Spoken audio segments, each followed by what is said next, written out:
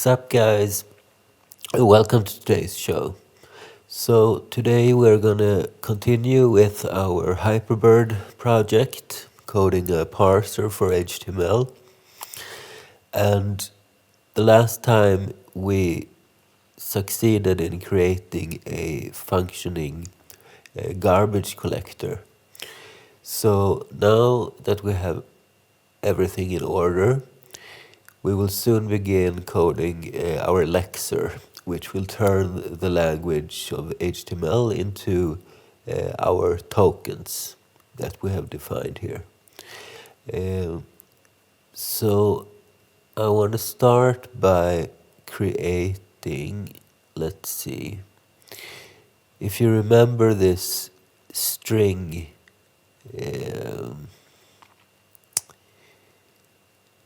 data type, well, we created several functions relating to that. A copy function, for example, and also this get function. And I want to create similar functions for our tokens as well. So let's start by creating something that copies copies tokens. And we can probably make a shallow copy since we have all of these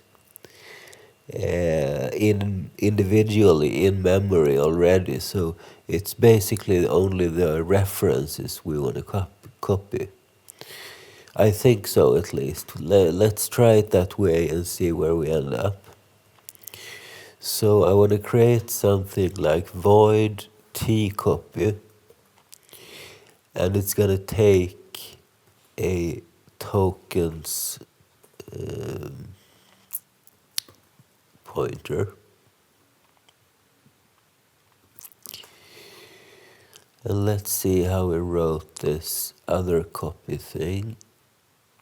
We can probably remove this. Where is it? Here, scopy. So what do we do here? We allocate a new thing, zero it out, set the length. Then we do a string copy in this case. And we set the current position. So how does our token structure look like? We have this. So it too has a length, and we have this token thing. So we need to allocate for both of these. Right. And this token is just a list of pointers, so we can basically just copy that as well. I think we can write something very similar to this. This, however, returns a string, so let's return what we make the copy. So tokens tcopy, and let's also include the garbage collector. So we'll have a garbage pointer, like so.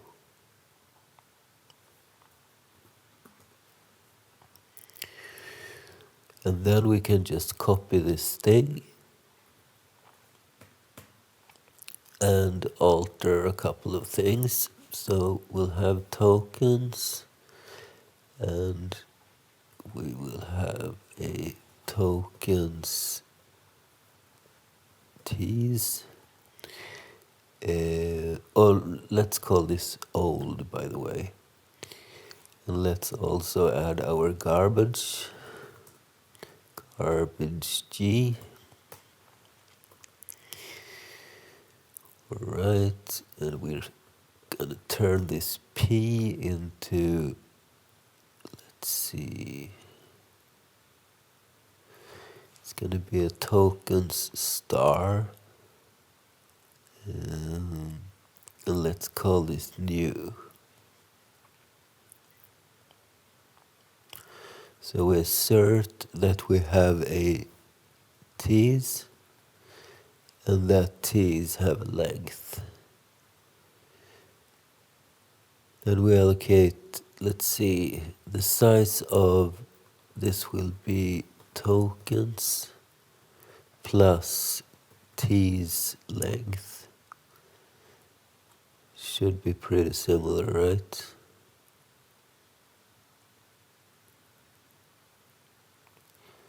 Let's see. But these aren't 1 byte each, which they were with a string. So we need to do tease length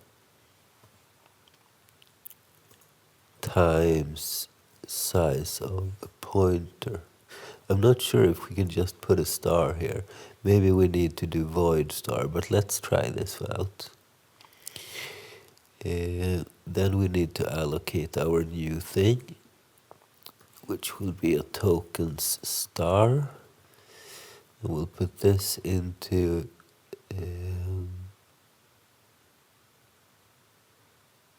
this will be our new thing. And we didn't call it tease, we called it old, right? So let's use the correct variable names. And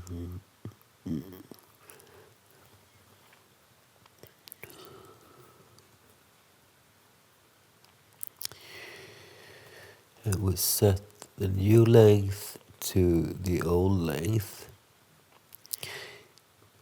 And this cur thing, well, we don't have a cur.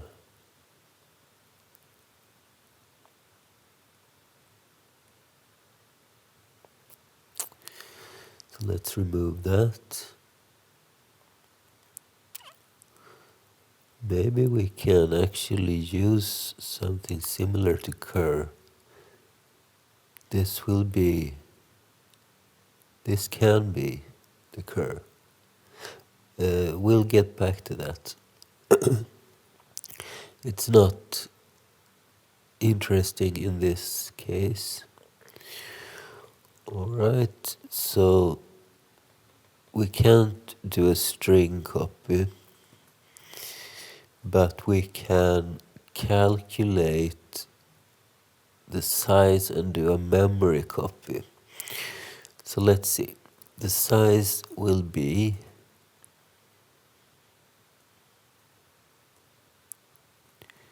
the new length times size of a pointer. And then we will do a memory copy. And the destination is going to be wait a second, we need to allocate for this as well. Yeah. So the size in this case will only be this, right? The size of this structure as is.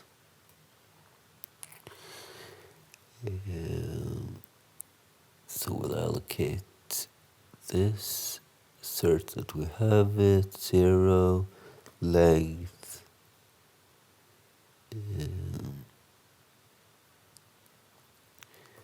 and then we do this, and then we need to allocate that as well. So let's call this, this can be t. So T is going to be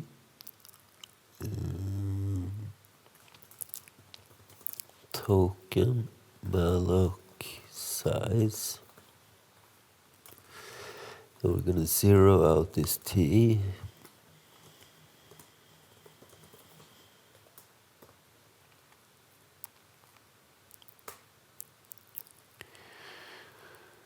Let's also assert that we have a T. Now we can do our memory copy. So we're going to copy into T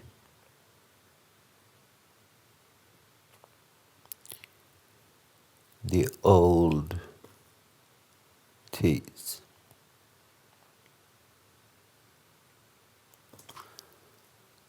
And size.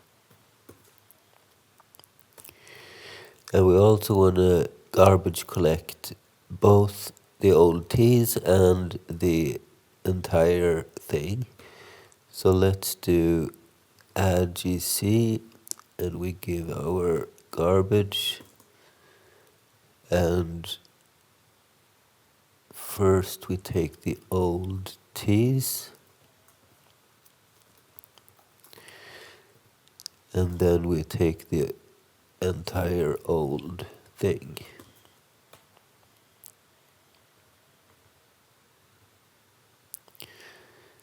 And at the end we can return our new. I think this is going to work. We need to create our memory copy though, but that shouldn't be too difficult.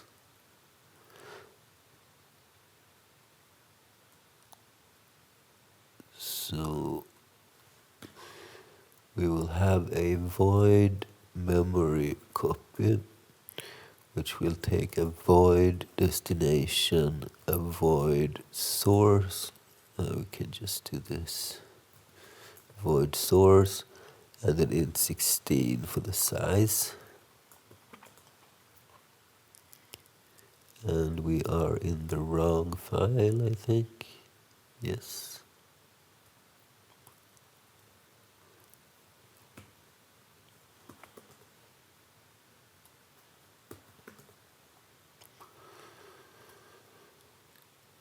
Alright.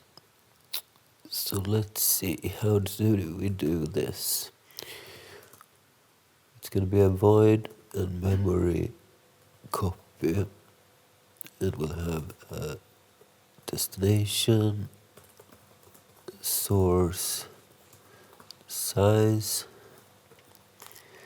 and we need to have an int 8p,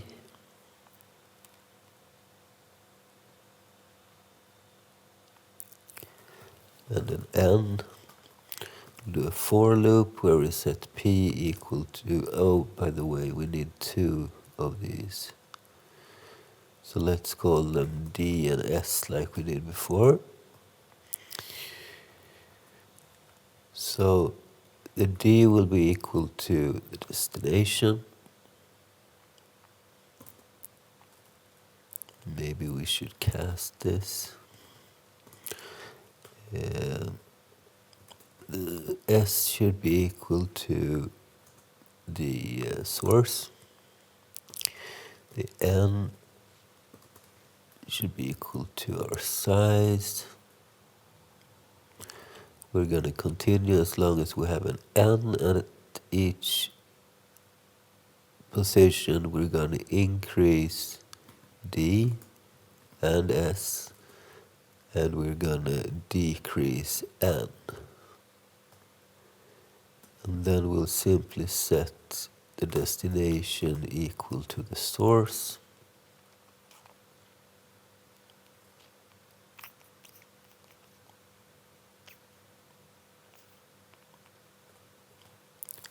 And that's it. This should copy this entire thing.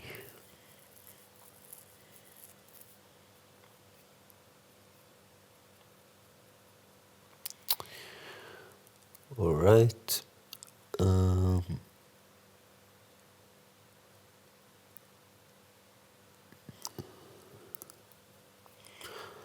Okay, so now we have a copy. Let's double check that it works though. Let's see how to do that.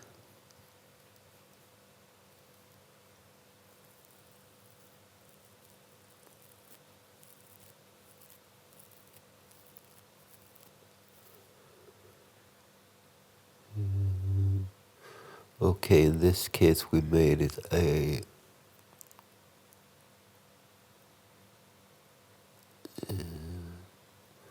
regular thing, not a...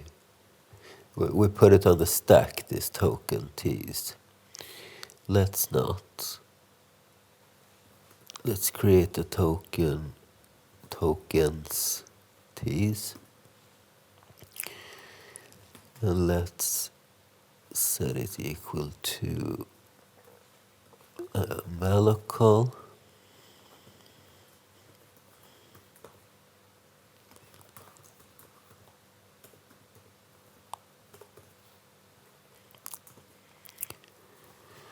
Let's 0 it.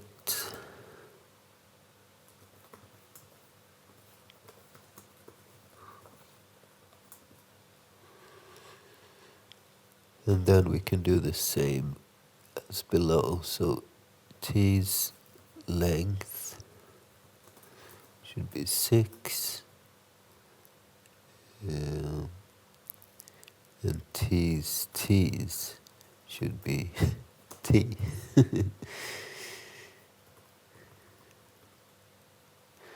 Let's just double check that it works.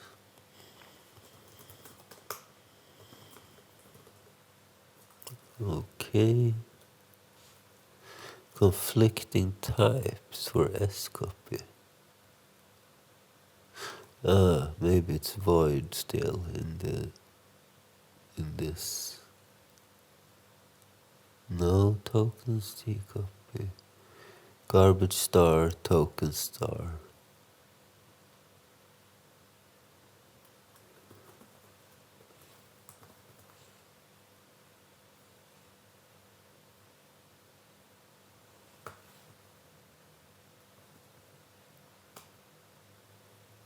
Can't find T copy. Did I name it something else?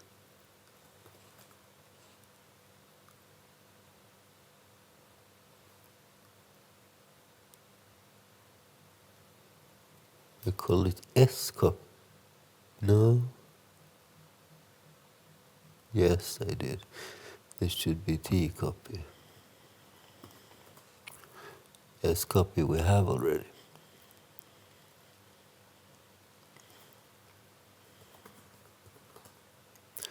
Okay, that's better. Expected expression. Okay, we can't just do size of star. So let's do void star and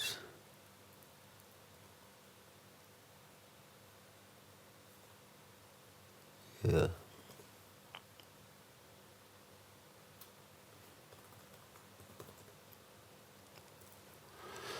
Incompatible type for argument 1 of show tokens. Right, we need to do references. 375. I suppose. No. Maybe we need to.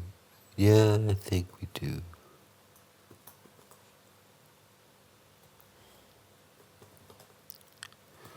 Okay, does it still work? Yes, it does. Maybe we should remove this size cap thing.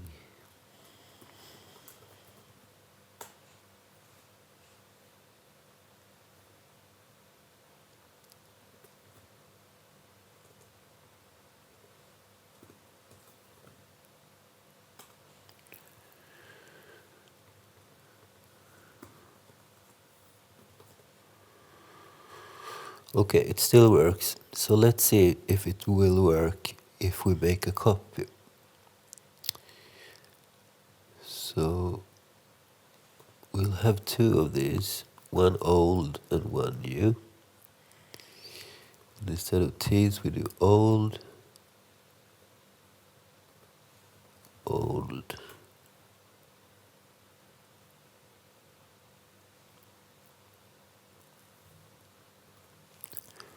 Old and old. And then we do T's is equal to T copy. We give the garbage and we give the old. And let's see if we get the same result. We do not.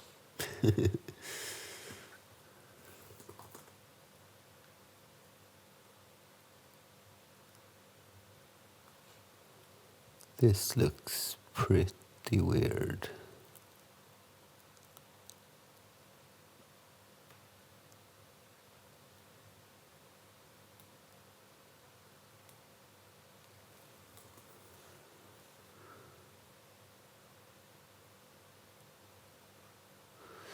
Or maybe not.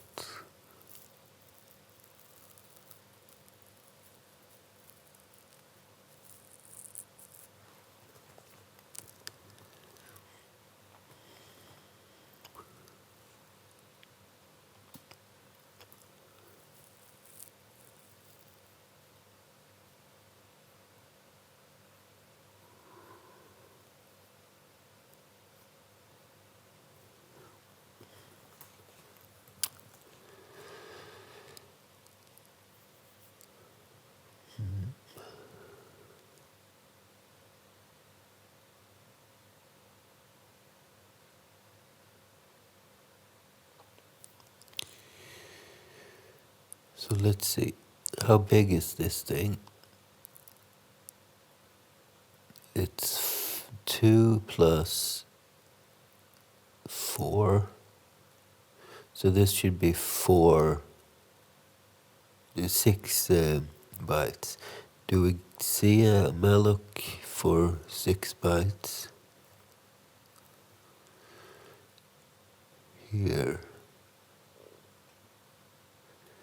But that's probably not this thing.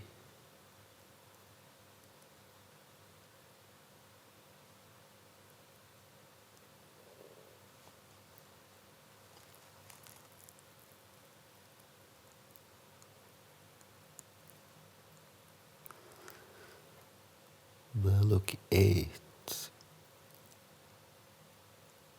Malloc 24.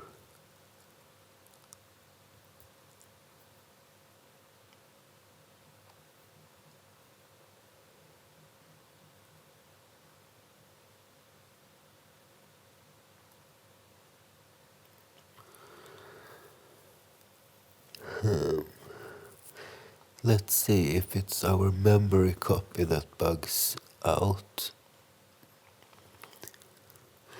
It should probably still crash, but maybe at a different place.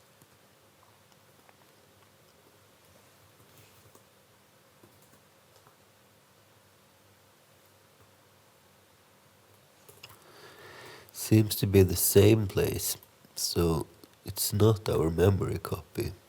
Then what is it?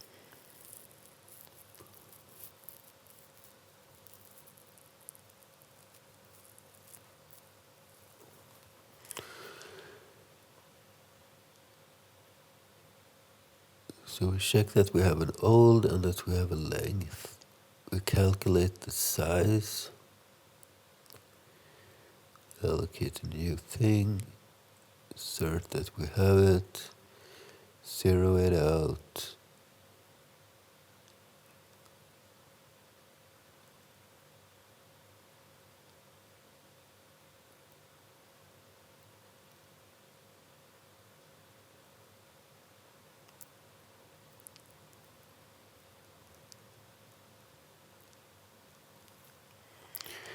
Let's add a printf.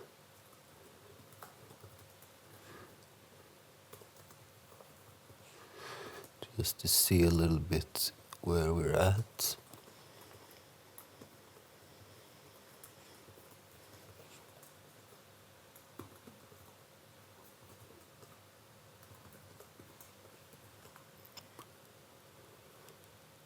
Okay, trying to allocate 24 bytes.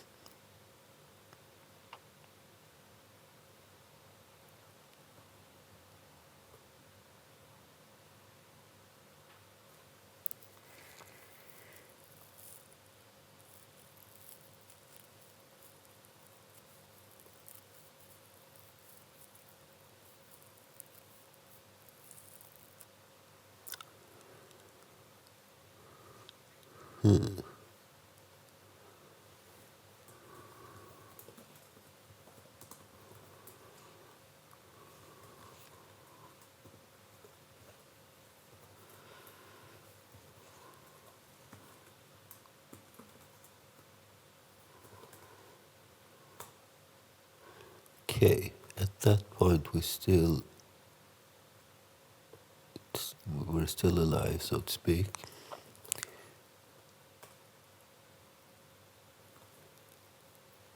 And the memory copy goes through as well. So what is it? Is it this? Add GC? Seems weird. Let's check.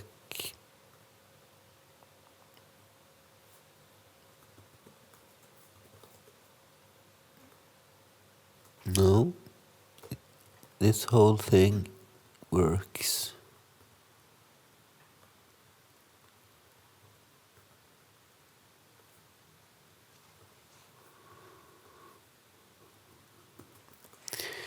So what happens after our call to copy?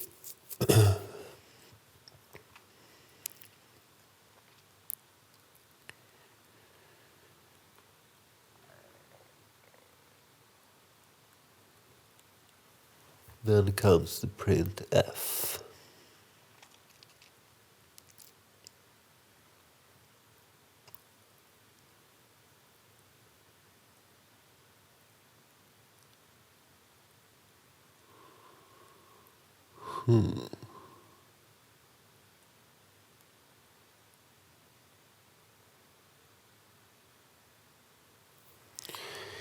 Let's do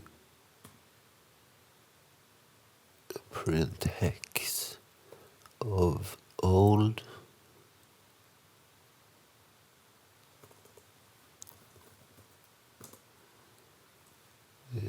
let's say 30 bytes.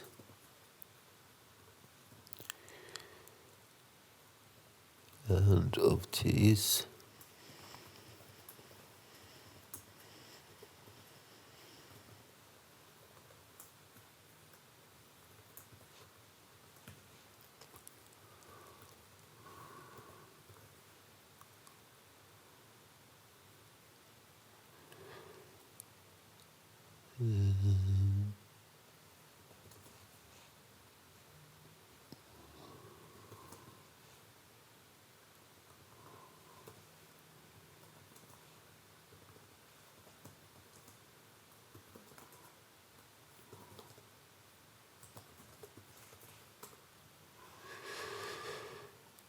Okay, so it starts kind of the same, but this does not look identical.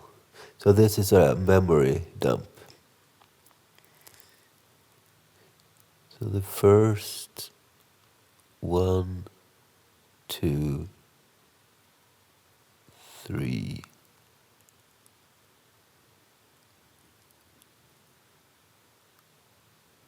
4 bytes are the same.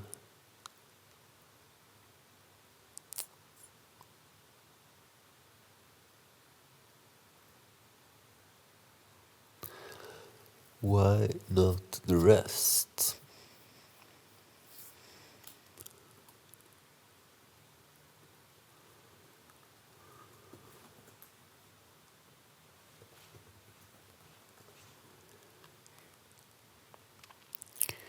Because we do a memory copy of T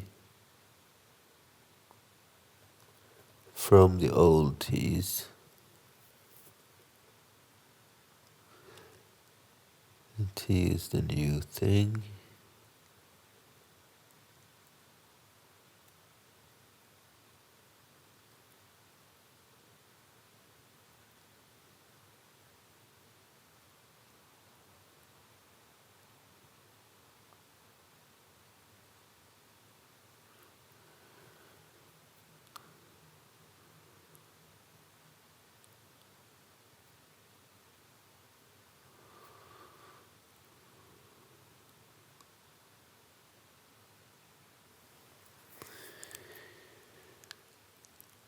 So this is, I want to see where we allocate for this.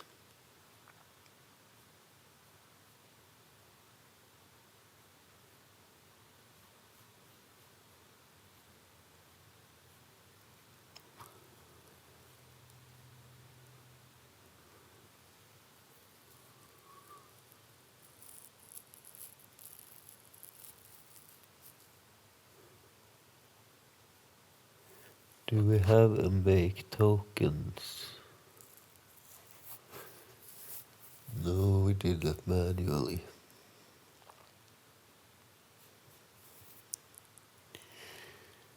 So we make a couple of these.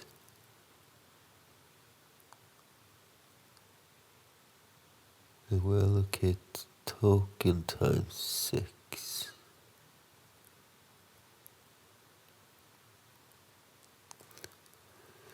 So this is where we allocate the t that we want to copy.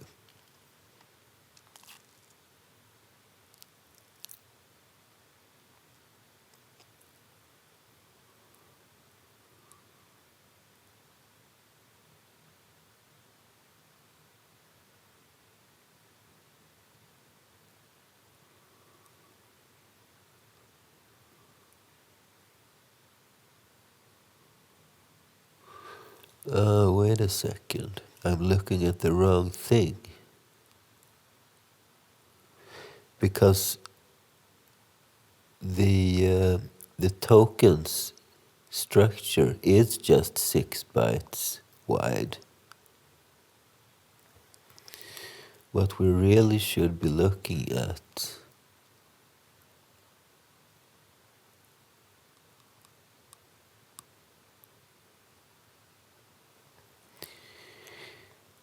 is old t's and t's. That's what's interesting, the actual tokens. And how big is that? It should be 6 times 4, 24.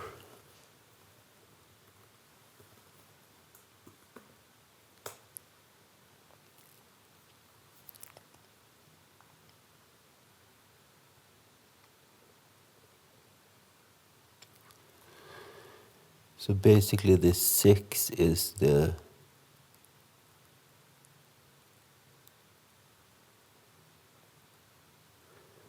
number of elements.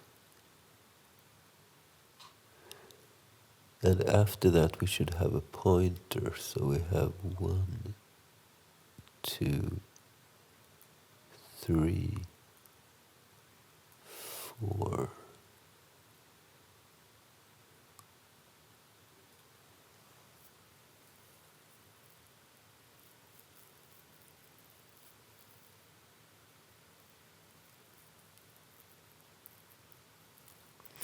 Well, let's see what this looks like.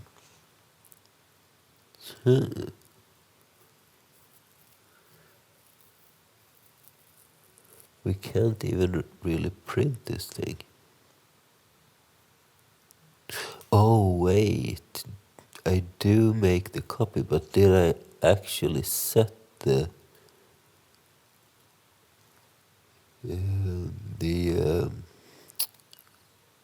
pointer?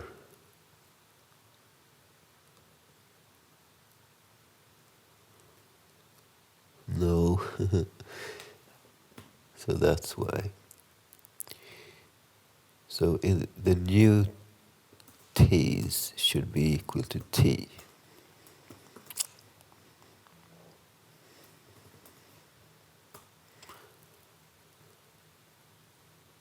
Okay, now it looks better. But this looks weird.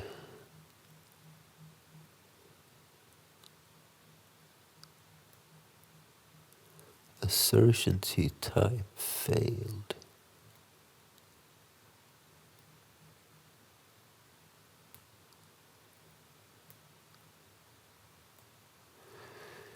The memory looks exactly the same.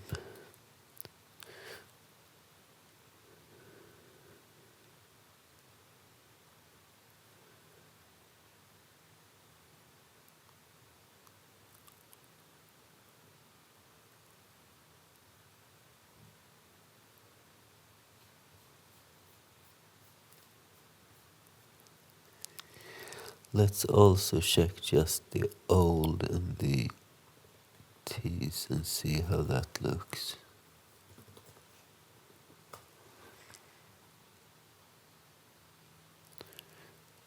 Pretty similar, but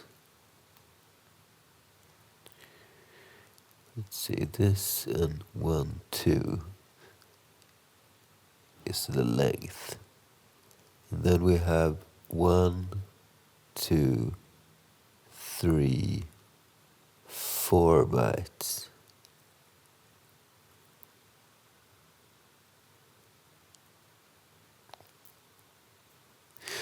Maybe there's a little bit of padding as well.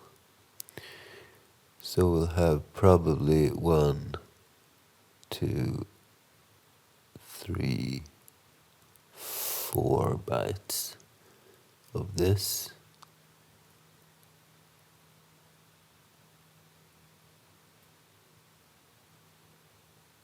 One, 2, 3, 4. Okay, this looks more like a pointer.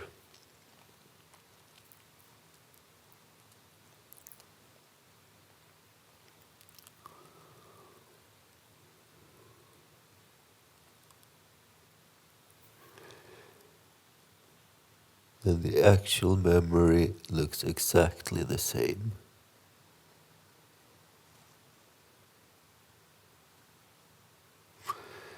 But something goes wrong anyway when we try to access it.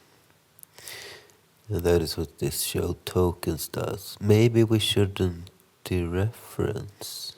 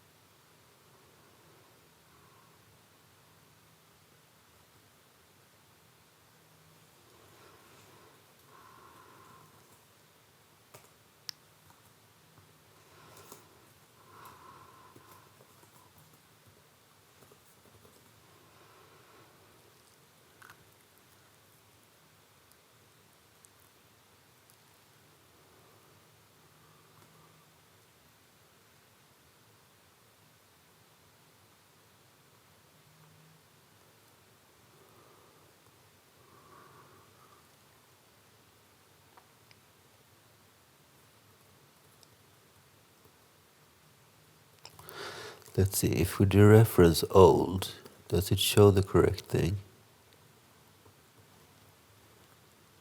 Yes, it does. So why shouldn't we be able to dereference our new T's?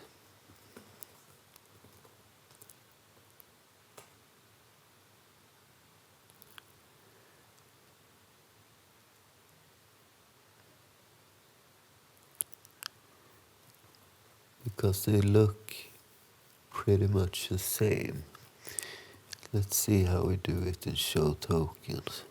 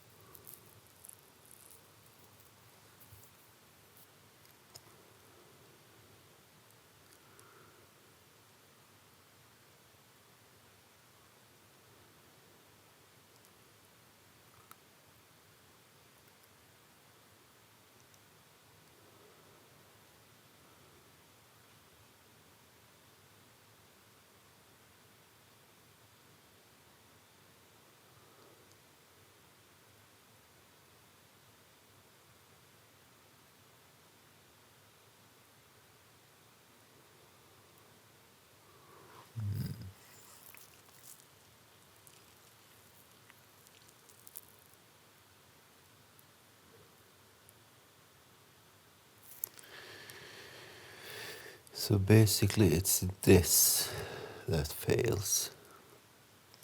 Let's just, for the sake of testing, removing this.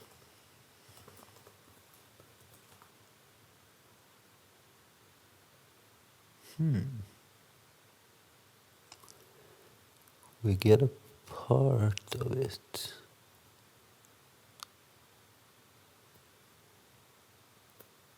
But not everything.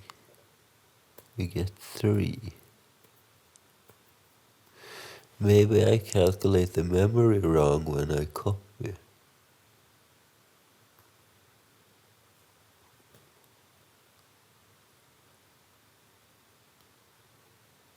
That kinda must be it.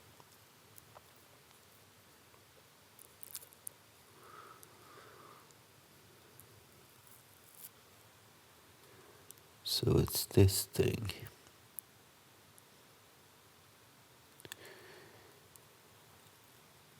And we do new length times size of a pointer.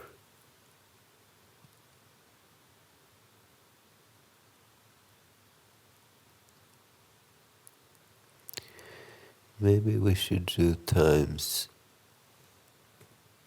a token instead.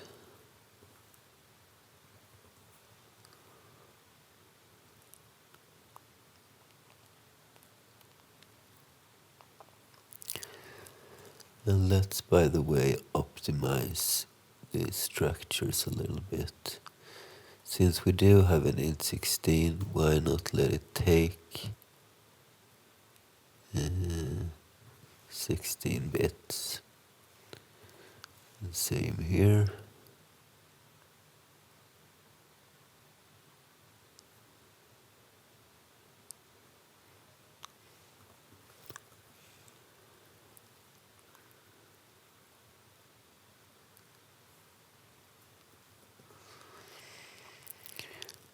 Let's do the same with these. Tag type. I'm not really sure about these enums, but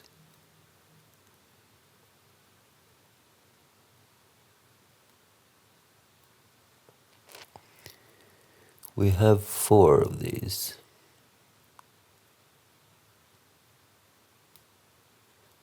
Basically, it should be enough with 3 bits, but I'm not sure about that. But let's try it. We live to learn.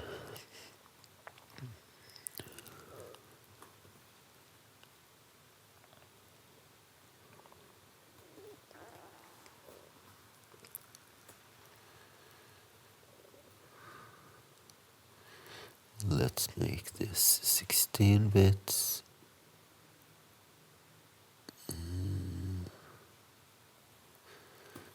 The rest should be okay.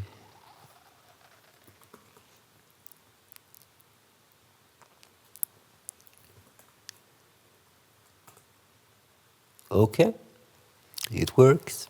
It works. But this still takes up quite a big...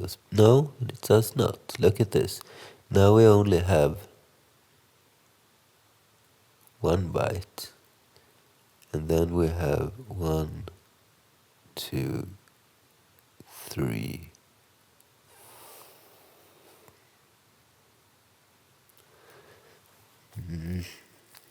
Maybe it pads it after all. Did I save? By the way, should this be specified in bits or bytes? I can never seem to remember. Let's see. Specify bits C structs.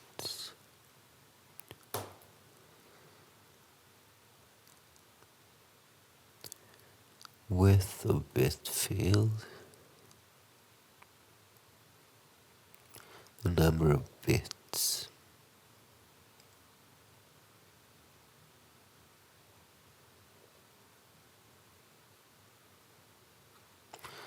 Yeah, this is the right thing.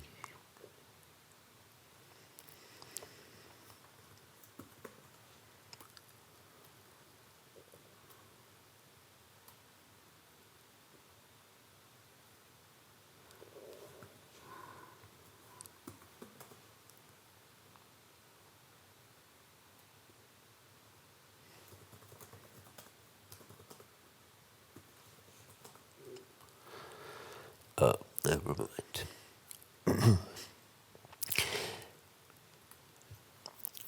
Okay, so our copy function works now.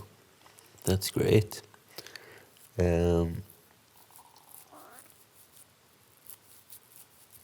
the next step is creating a similar to this get function, which chops off the first token in this case.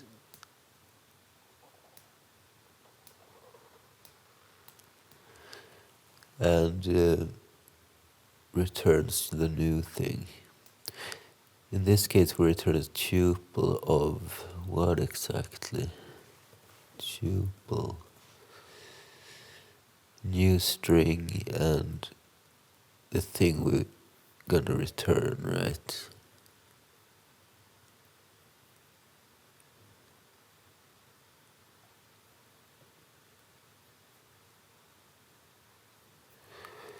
So we need to define a similar tuple structure as well.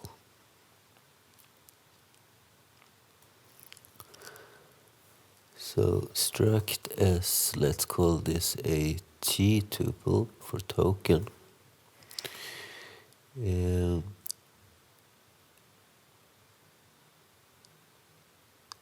it will return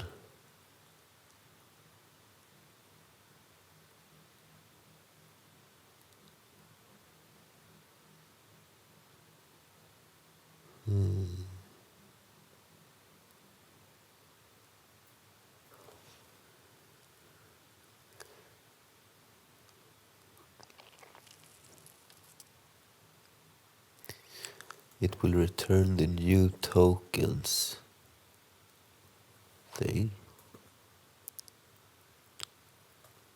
So the rest of the tokens, basically. Let's call this x's.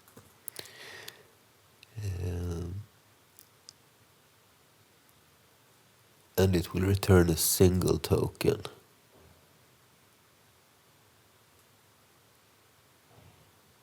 X.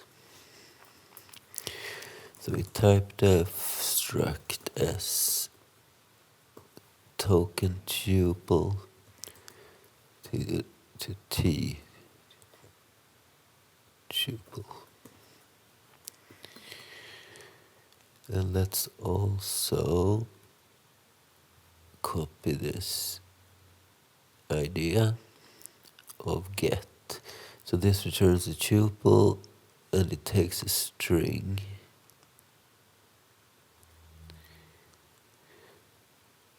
So we'll have a t tuple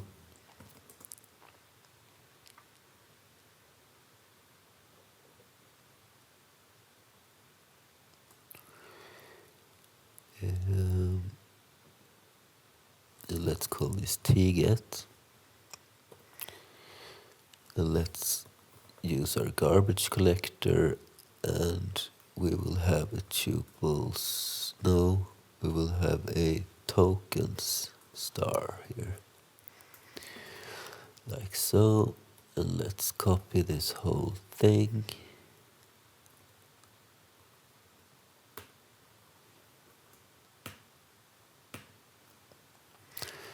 So this will be our tget, and this will be tuple.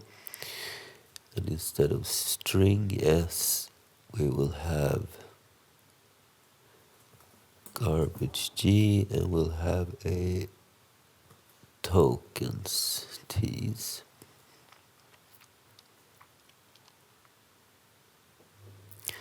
Or let's do old and new.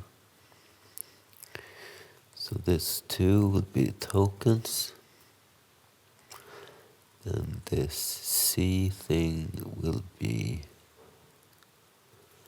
token singularis.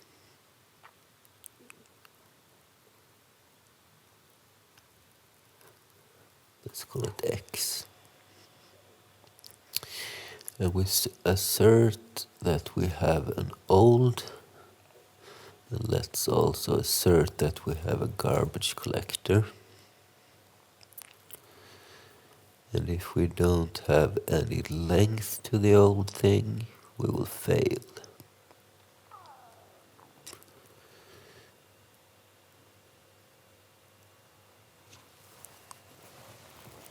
So let's see. We will set our X equal to our old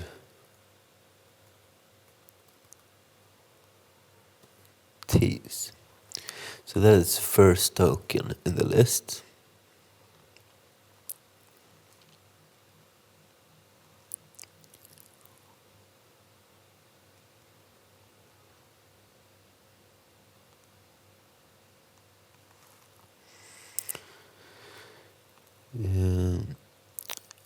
And we will make a T copy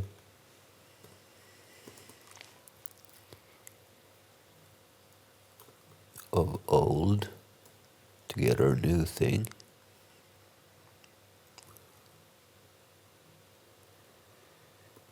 And in our new thing, we will increase the T's, jumping past the first one, and decrease the length. We will create a T tuple, where the new is the X's, and the X is the X. And instead of calling s destroy, we will add it to our garbage collector. So add gc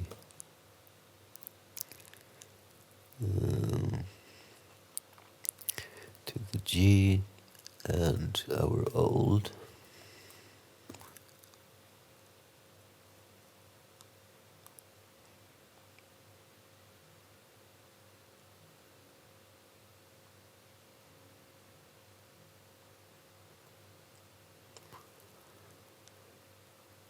Maybe we don't need that, by the way, because our copy function will do that for us.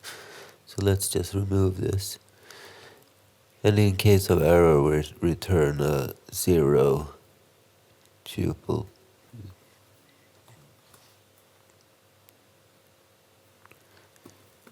Is this all?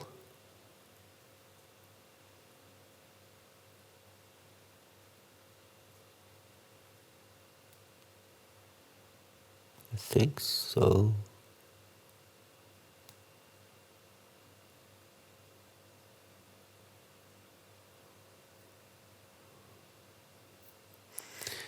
Let's try it out.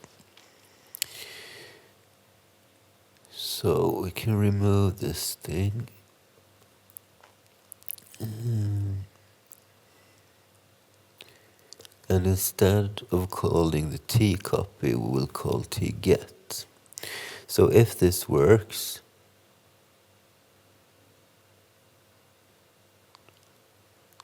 by the way, we will get a token in this case. So let's create a T token.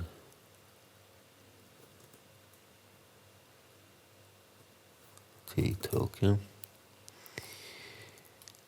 And this will be TT. And what we're going to print is the TT dot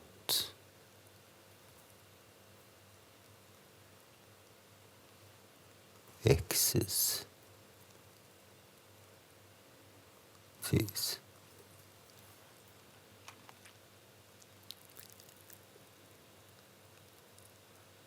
I think.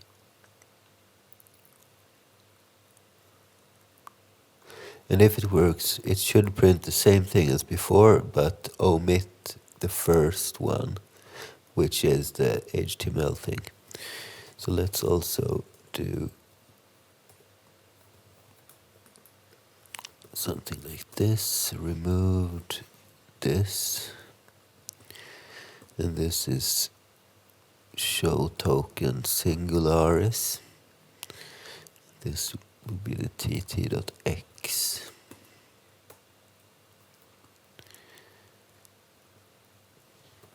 And then we show the rest. Alright. Unknown type name T token. Yeah, it should be T token. It should be T tuple.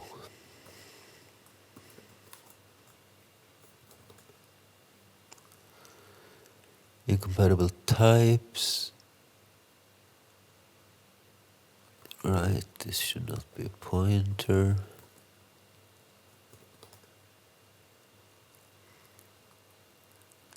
Which means we don't need to do this.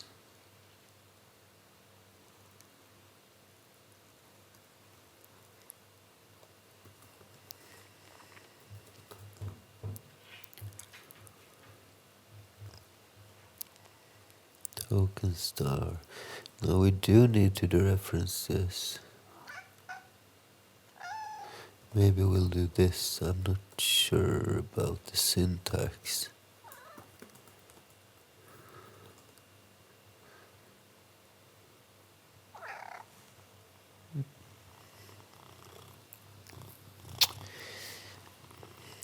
Oh, my cat is attacking me. I think we need to take a short break.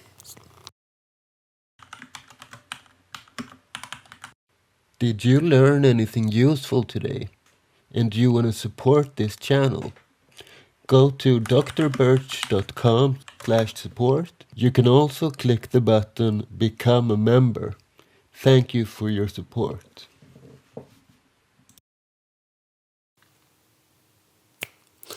Alright, welcome back you guys.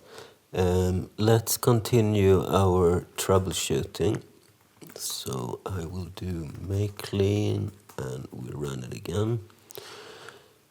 Alright, let's see.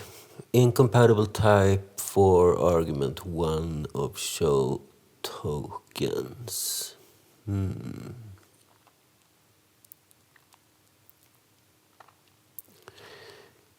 Well, we need to dereference this thing, I think. It doesn't feel too good about my syntax though. So let's see, ttx's.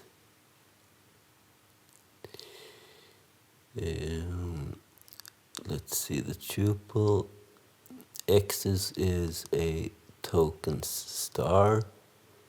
So we need to go into the x's and then the t's, and we have the list of tokens. But we should not specify a list of tokens. We should specify a tokens structure. So that's why. Let's just dereference this thing.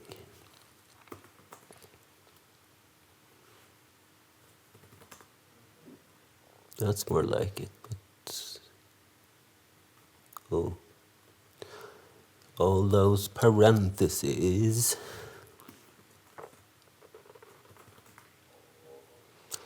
Warning, unused variable 376. Which one? T's.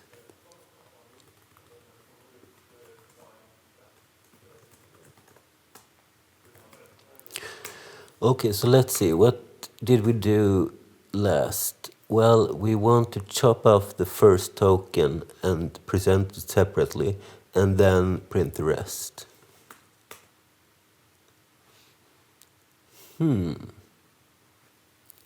Interesting. It kind of worked. This is right. We chopped off the HTML token, but we presented the body token. That's not right. Let's double check our tget function. And what are we returning? X is equal to X, and what is X? X is equal to the old T's.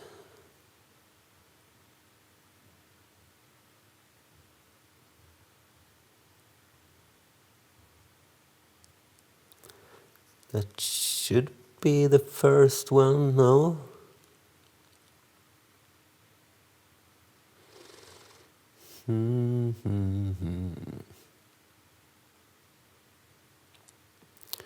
But it's only a reference. So if we set X equal to this, and then we alter the thing, this too alters. We need to do not a shallow copy, but the opposite. What can that be? A thorough copy? I'm not sure. And how do we do that? Well, why not just use our memcopy function? Memory copy function. So into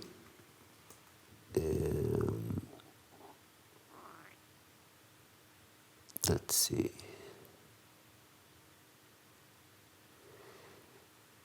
Into X, we want to copy old T's, dereferenced. Let's also make this like so. And we want to copy the size of the token. And how big is a token? It varies, right?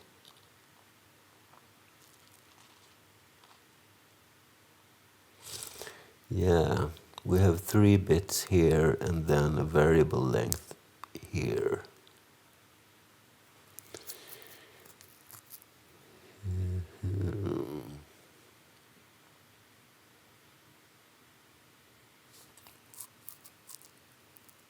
Maybe we can use our constructor function. Yeah, that's a good idea. So we probably don't even need to do memory copy. Let's make this X a pointer instead.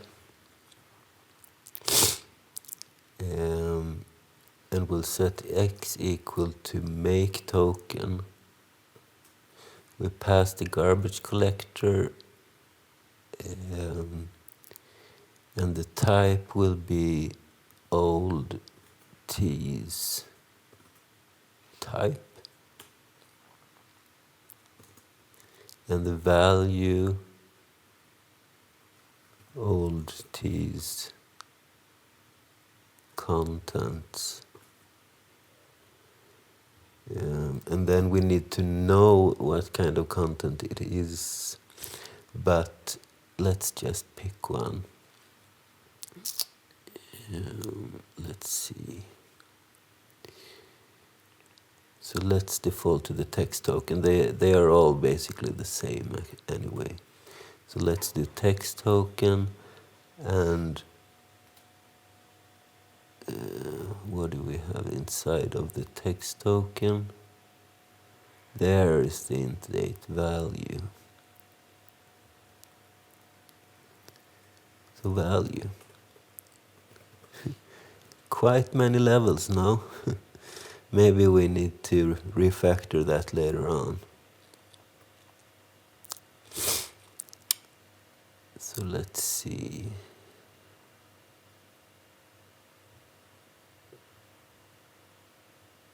I think this is going to work.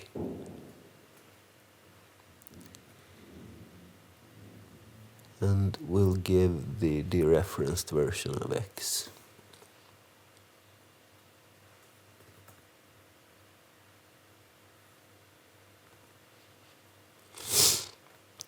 We need to change which arrow, content, and then the arrow to dot.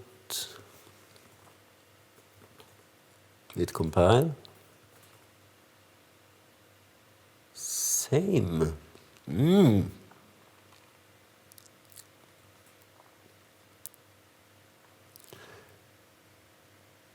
if we do a print on this at the time when we create it,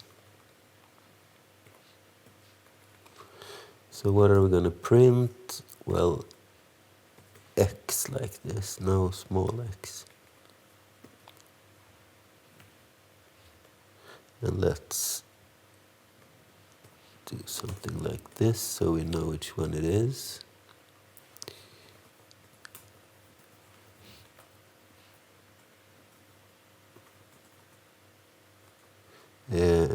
And we can't just do this, by the way. We need to call show token.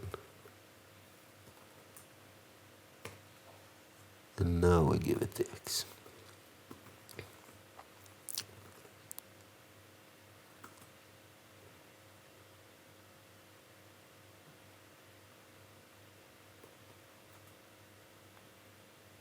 $144.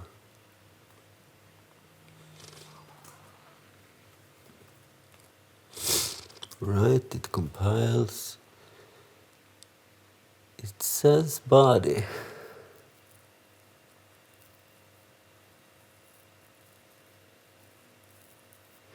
But where is the HTML?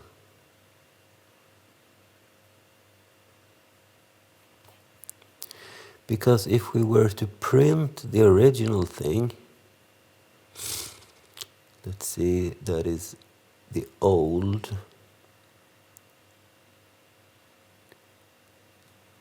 So let's make a copy of this and remove. And we're going to show the tokens of old instead. Doesn't it show the HTML? No, it does not. What if we don't call this tget thing?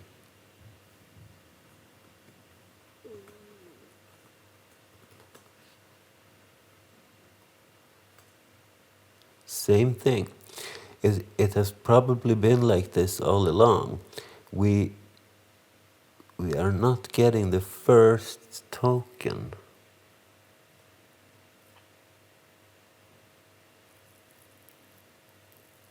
What happens to the first token? Whatever happened to the first token? Length is 6. The old T's is T. Let's check our show token function. Maybe we calculated wrong.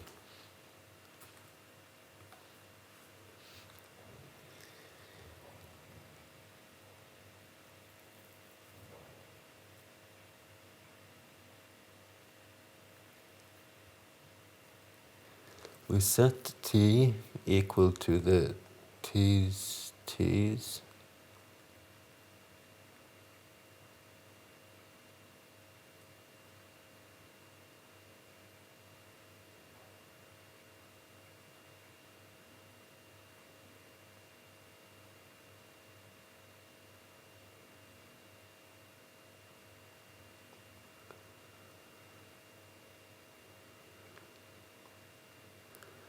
And then we increase the T.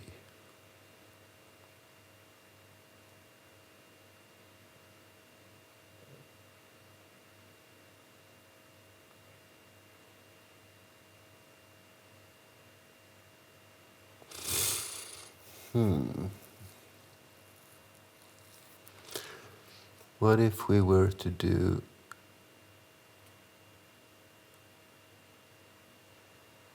if we create one more of these, let's say T 1.5.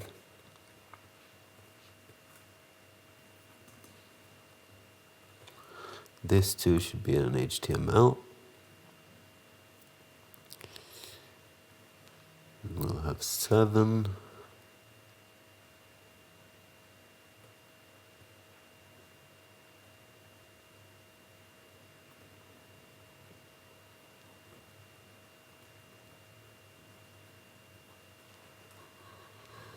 So we'll insert it right here.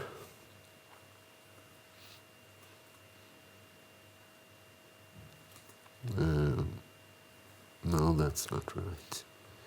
This will still be T1.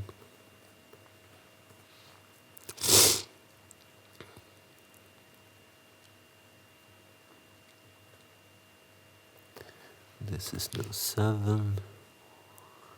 Will it show? No! Wait a second.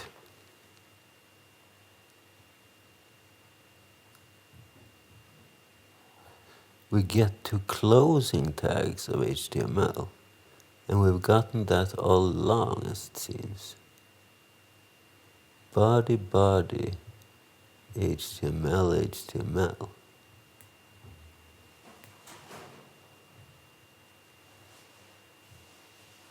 And now we get 3 bodies.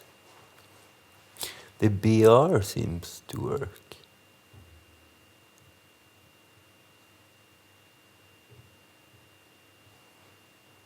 That is really weird. So maybe it has something to do with the static kind of stuff. Let's see all static things we have.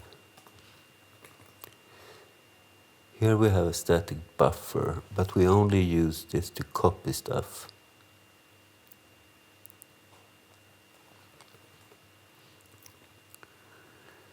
And here we have a static temporary buffer. How do we use that?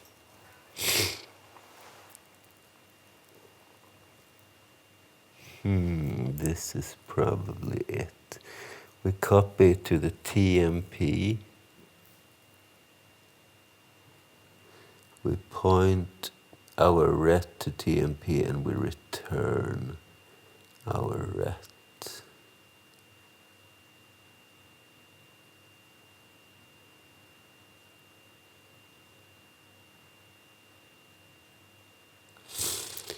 Okay.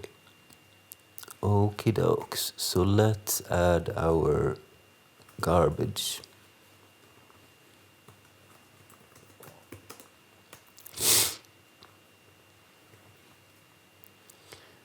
And let's allocate this buffer instead. So we'll create an int8 TMP. And we will allocate this like so.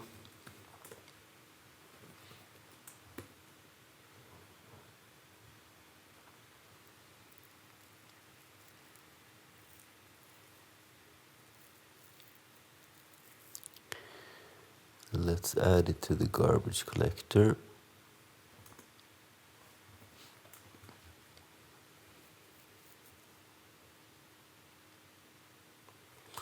And let's remove this static bullshit.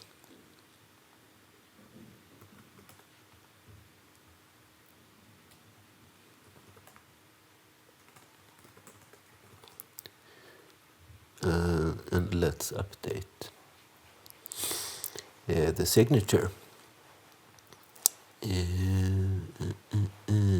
Where is it? Show token. Here we should add the garbage collector. Still a lot of errors. Why is that? We didn't change much, did we? Incompatible to, we need to take care of the callings as well. So let's see if we go to show token, show token. All right, inside of here. So we need to add our garbage here as well.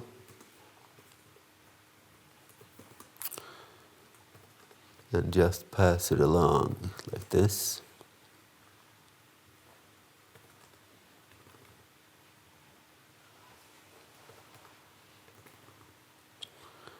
And here we have one, so let's just use that.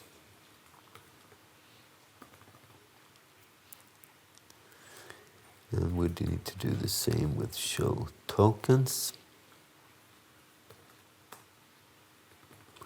And the only call we have are these two. So let's put it right here. All right. And let's update the signature as well for our show token. So it'll be garbage star. And now I believe it shall compile. Almost. Too many arguments. All right. Go to number 40. This should be GC.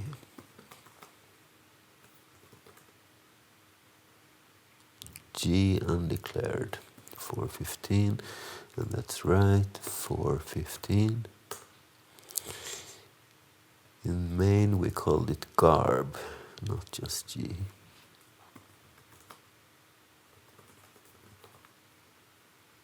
All right, that's better. So how does it look now? Body, body, body, HTML, HTML, still. Let's see if it, yeah, it must have.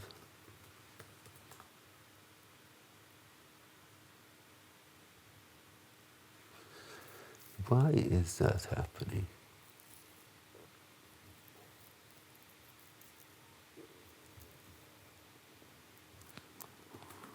Let's go to the show token again.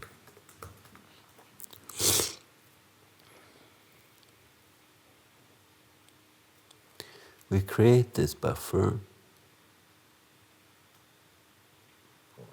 We add it. And we copy some things into it.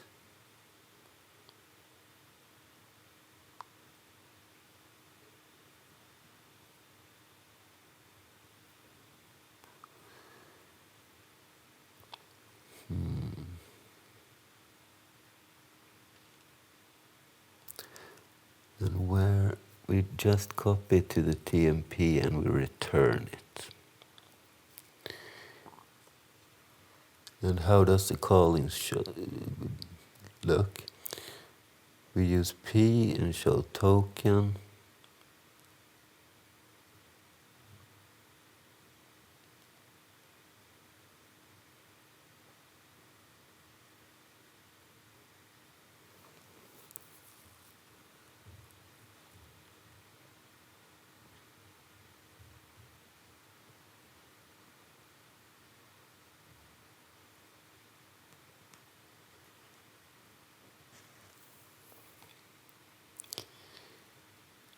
Could it be this?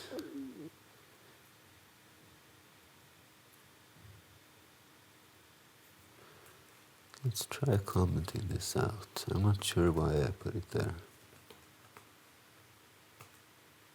Nope, that's not it.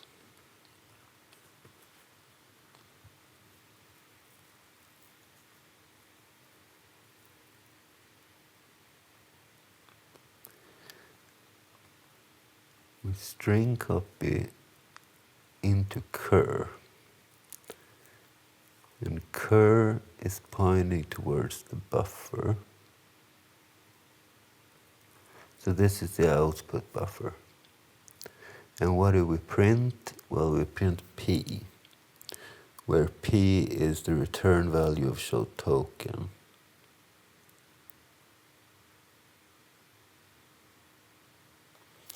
If we go to the show token thing, and we print each step of the way, so to speak,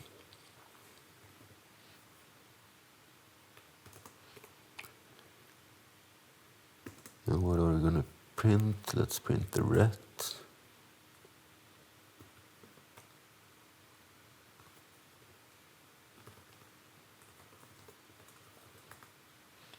Body, body, body, hello world, we are HTML.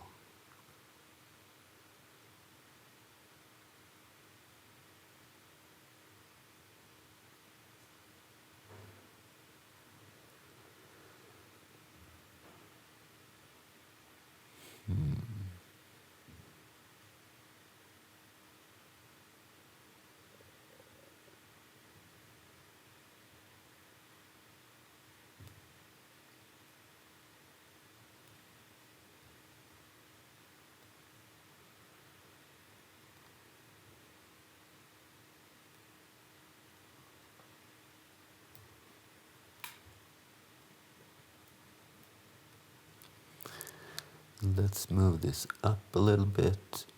Let's try just doing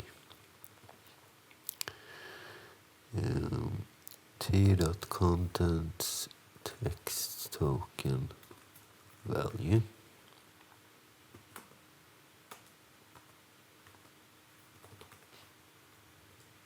Body.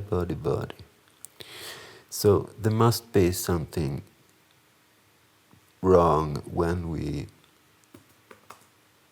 create the token. It's the only possible thing. Make text, blah blah blah.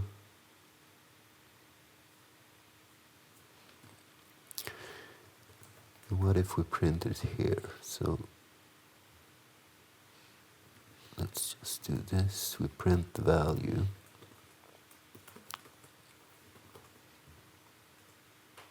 HTML body. This is the right thing. So the value is okay.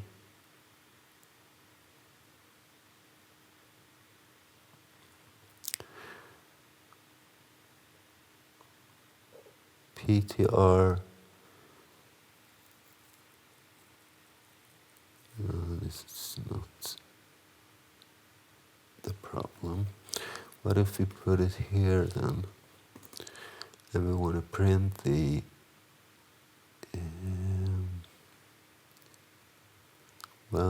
the ret contents.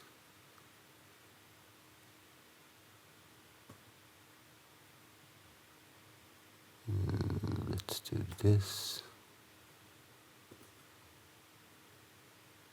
value.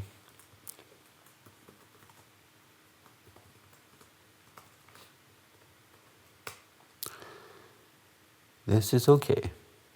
At this point, everything looks as it's supposed to.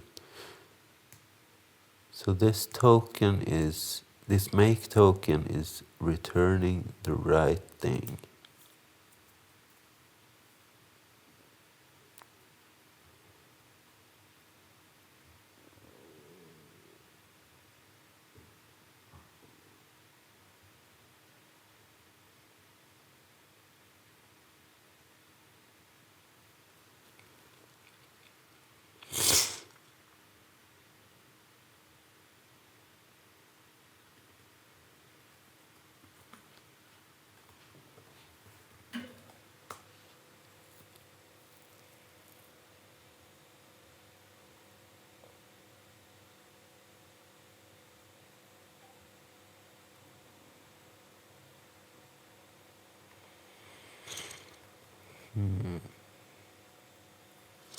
X is equal to make token G alt is type alt is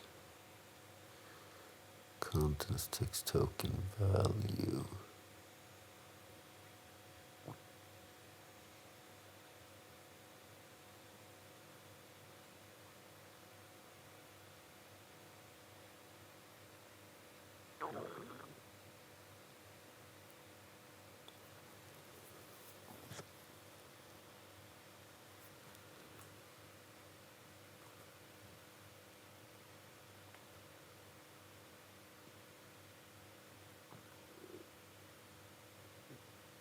Oh wait, this is tget.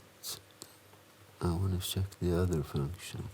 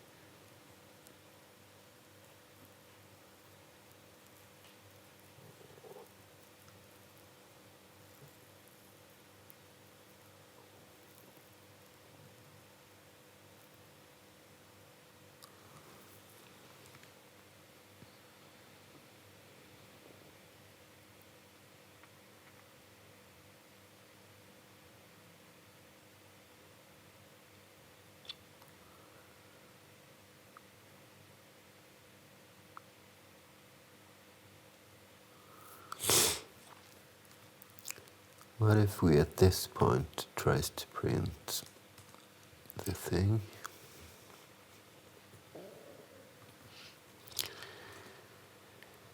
So we are interested in T contents text token value.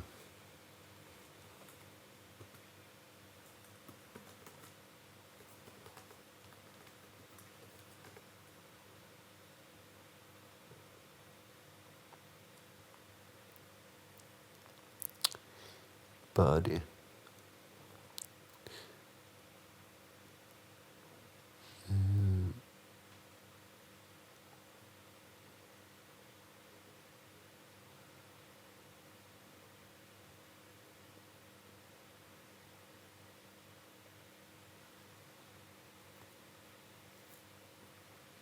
This should be T1, I think.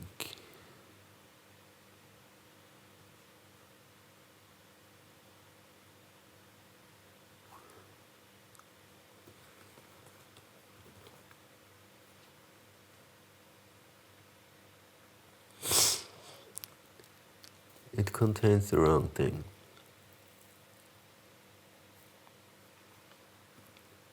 And if I print it here,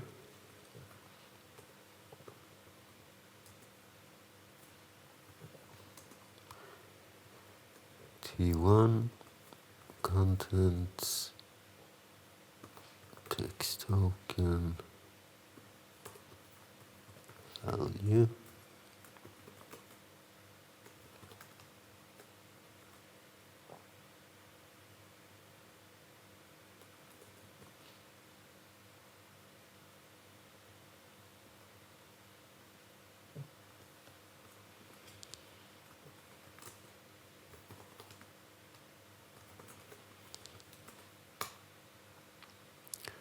HTML. So this line is the exact same line as this, right? But up here, it is HTML. Down here, it's body.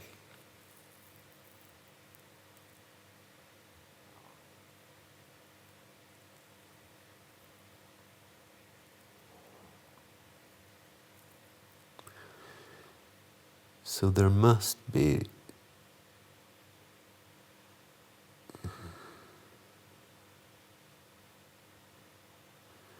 what if we move it down 2 steps?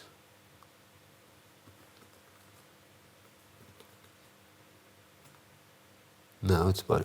Okay, so somehow this is overwriting the contents of this.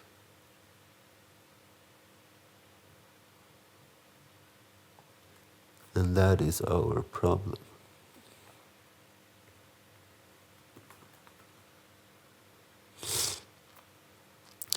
So how do we fix it? Well, let's go to the make token to begin with.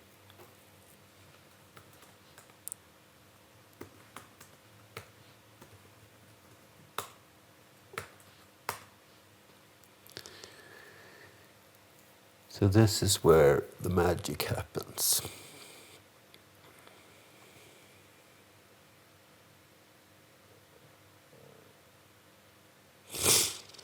And then we go to make tag start.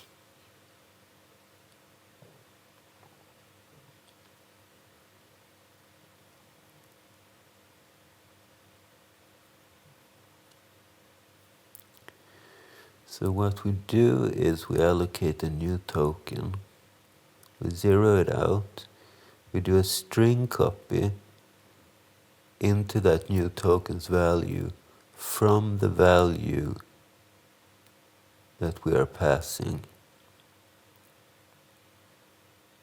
And then we create a static thing. All problems stem from the static things, doesn't it? I think it does.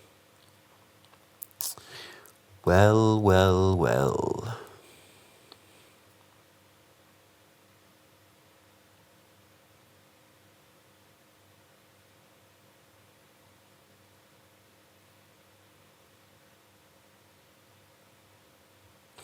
And that also explains why it's only affecting the tag start, because there are different static variables for the different things. All right, at least it's a logical error that we can understand. So how do we fix it?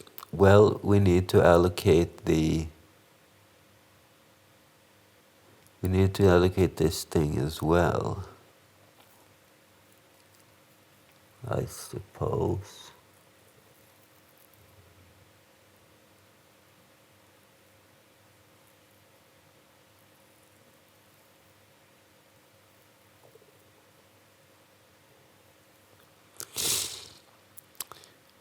But I don't really want to do that either.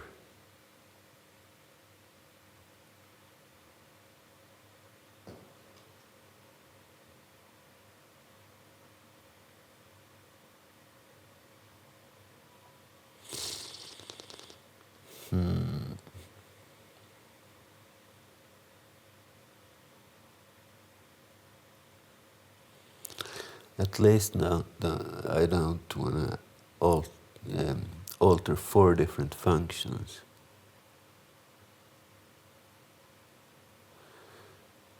We have a T copy, but it's only copying the tokens pluralis.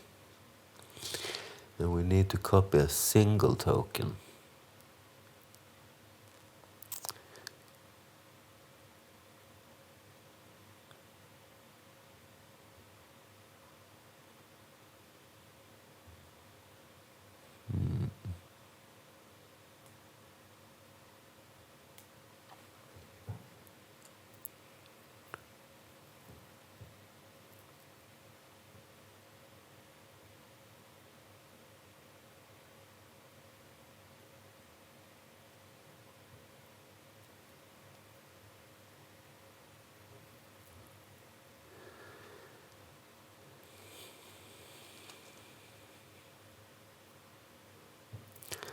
No, I think the best way is to alter this thing anyway.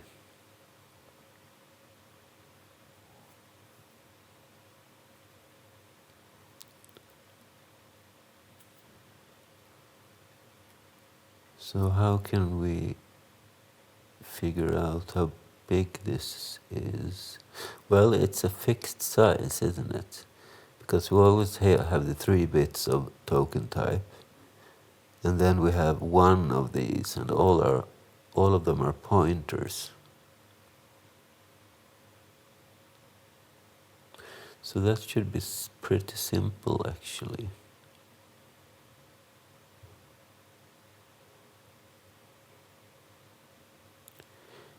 Maybe we can even use the same code for all of them. If we use a ret to allocate,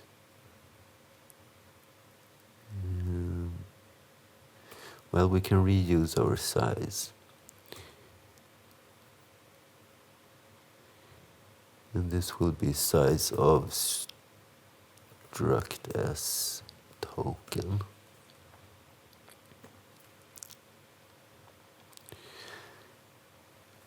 So then we set ret equal to a token star malloc the size 0.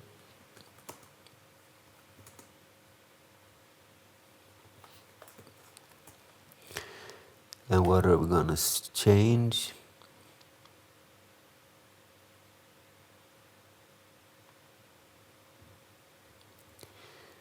We are going to set the ret type to tag start in this case.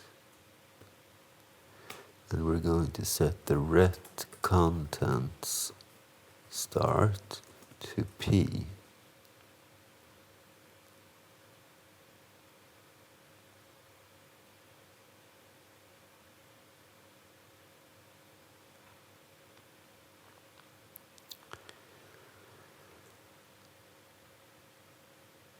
Let's add this to the GC.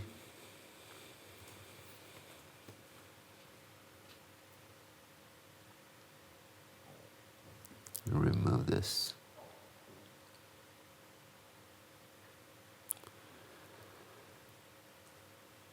And this. Okay, we can basically use the same code everywhere.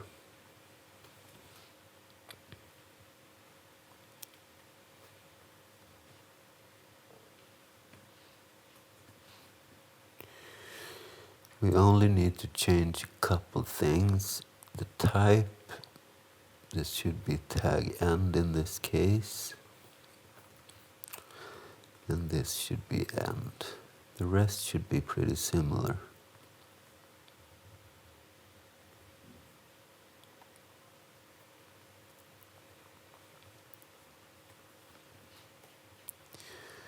So let's do the same here.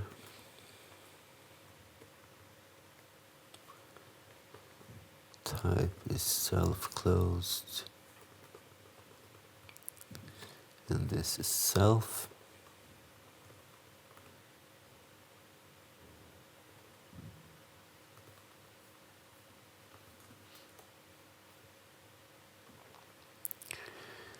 And then we'll do the text token as well.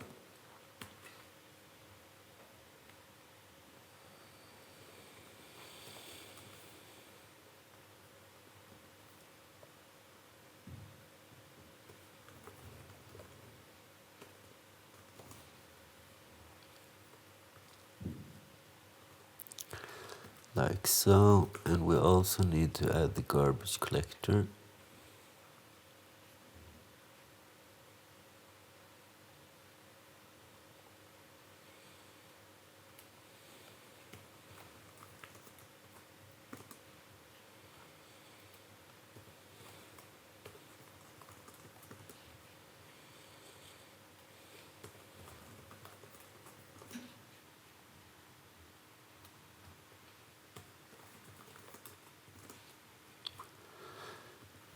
Like this. And here we already have it, which makes things easier. We can just pass it along, thread it along.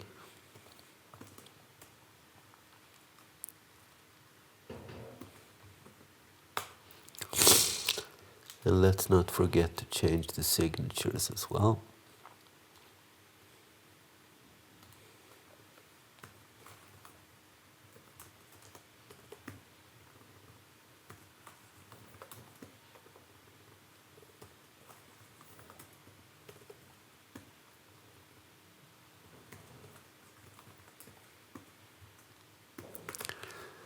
All right, let's see.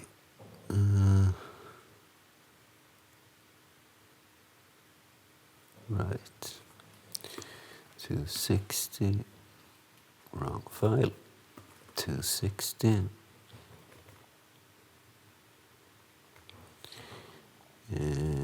Contents dot star. Same here.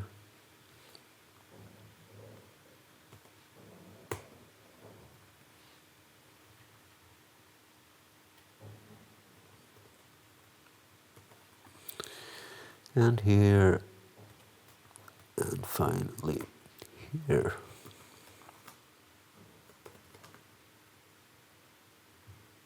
G undeclared 284. Yeah, maybe we should give it a name, right? Alright, it compiles, and now it looks like it should. We do have two HTMLs in the beginning, but that's because we did add that to the main, like this. It's T15 here. Let's remove that so we have the correct data. So this will be removed, and we'll do 1, 2, 3, 4, 5. And this is not 7 anymore, it's 6 and 6, like so. Alright, now it looks like it should. Let's see if our function works now, this remove function. So we can get rid of this, and we can uncomment this. And if everything works, we should chop off the HTML in the beginning, print it separately, and then print the rest.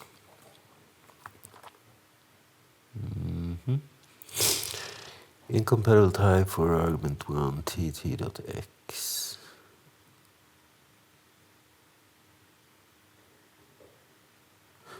Show token, we added the garbage collector.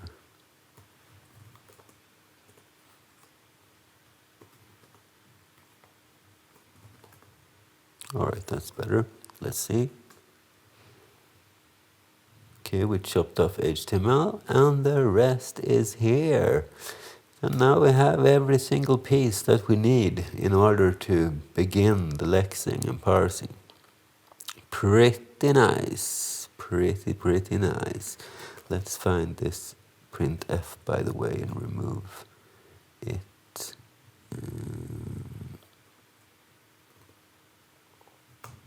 This one.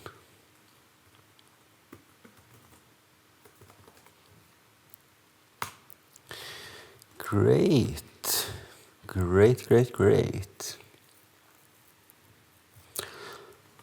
All right. Thanks for watching. Thanks for today.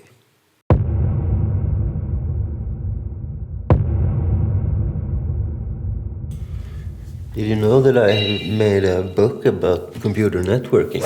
You will learn how the internet works and how everything works under the hood. It's a complete beginner's course, but it has some advanced elements as well. And you will learn network design and network security and all different kinds of stuff.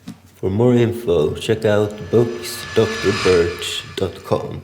That is books.drbirch.com. Thank you for your support. Sup guys, welcome to today's show.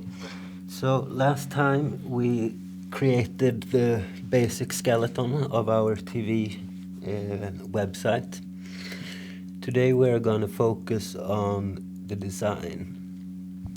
So I have started 2 sessions of Sociopath, and on the left I have connected to my CodePlanet server, where I am running the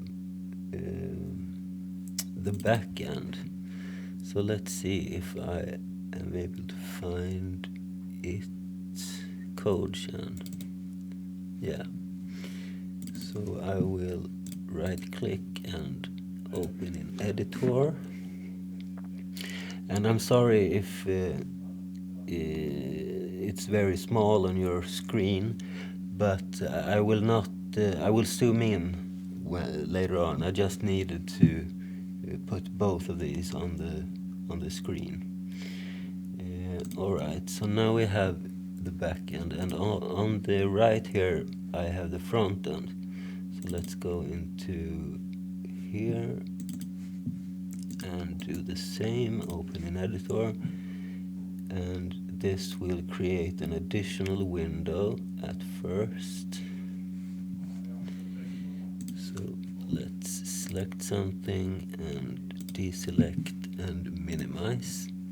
And why do I deselect? Well, if it's deselected, the anti-idle kicks in and keeps me connected no matter what. Alright, so let's see. Let's take this. I think I'm taking this whole thing and putting here.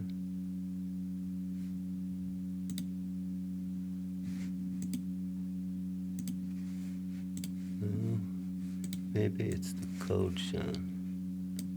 Yeah, that's the one. So I will add this to the workspace, and now I can, in the same window, access my files on 2 different servers. And if I save, it will automatically upload in the background. If you want to use this software, by the way, it is now available again on let's see.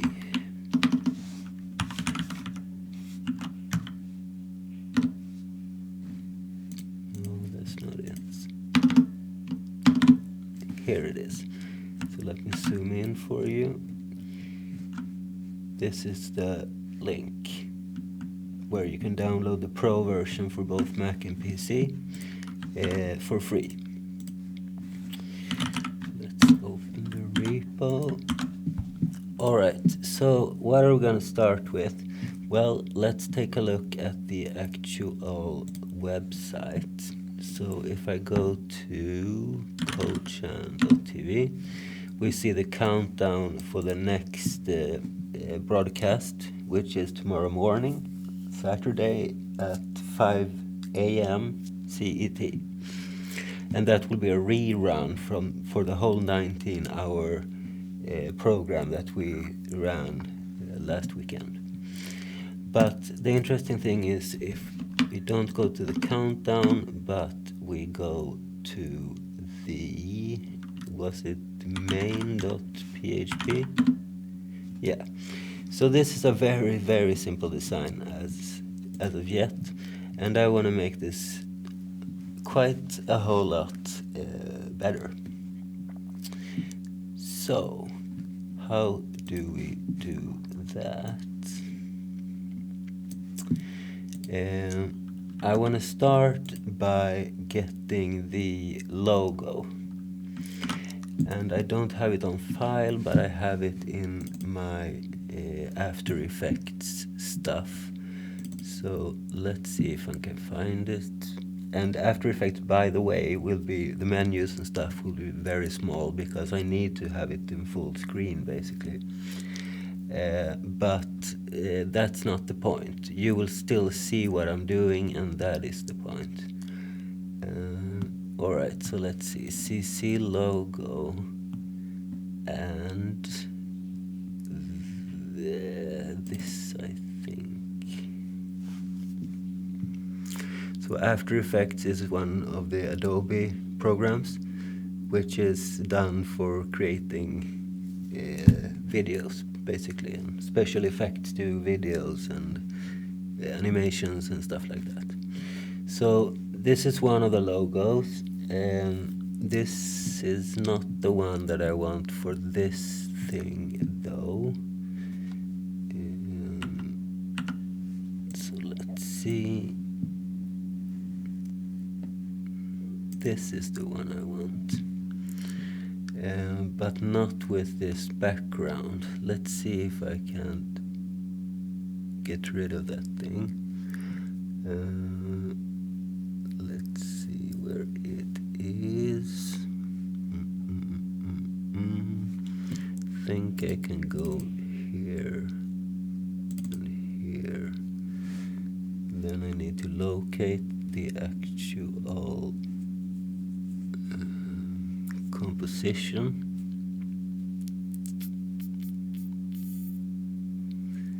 So let's see. It needs to be one of these.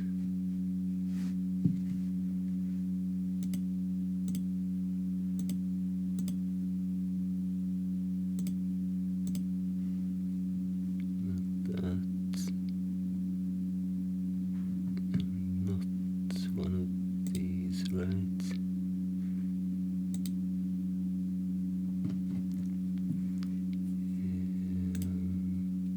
Symbol, editing text.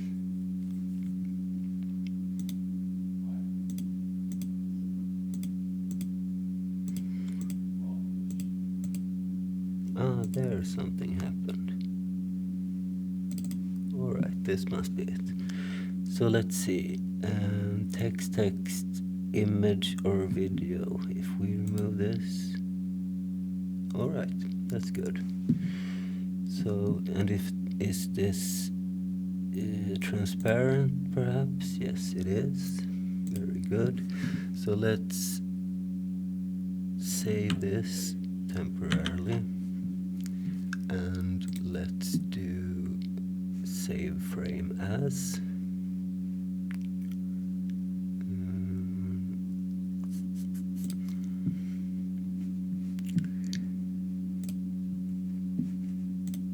Let's call this CC logo big. And then we need to render it like this. And let's recover this thing and close After Effects. That's all I needed for now. So let's find this thing.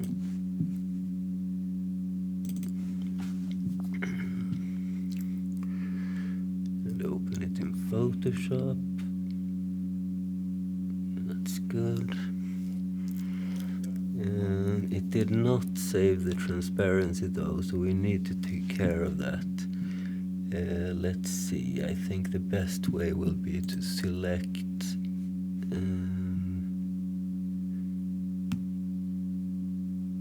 can try subject. Nope. It rarely works on this kind of stuff. Better on people. But color range is a good thing. So if we just click here,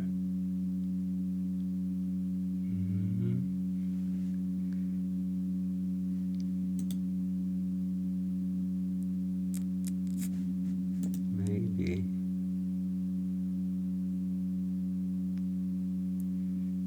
I don't want it to cut out this thing in the middle though. Maybe we can just add to it, like doing something like this. So let's copy this and let's create a new one based on clipboard. 300 dots per inch. I know it's a little bit much, but I don't care. And let's paste this thing.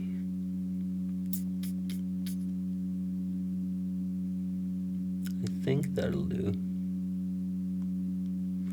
Let's try creating a new layer just temporarily.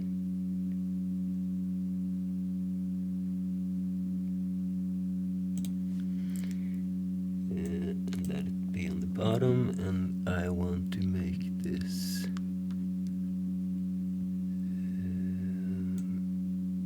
black actually. Yes, this one. Yeah, seems pretty nice. So let's save as first.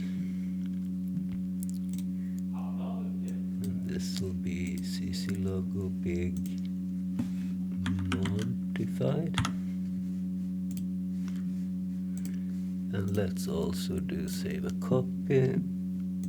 This will just be CC logo big, and this will be PNG.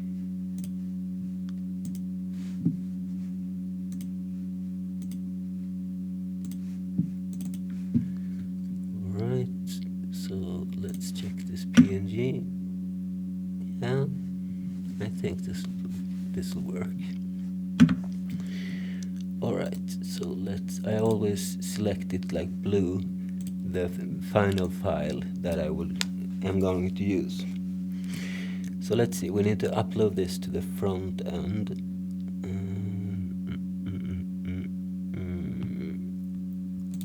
And which one is that? This one, I think. Right. So let's go to desktop, CC web, and this is the PNG, like so. Select this, select minimize. Okay, so now we have a logo. Let's put it inside of the code. So this will be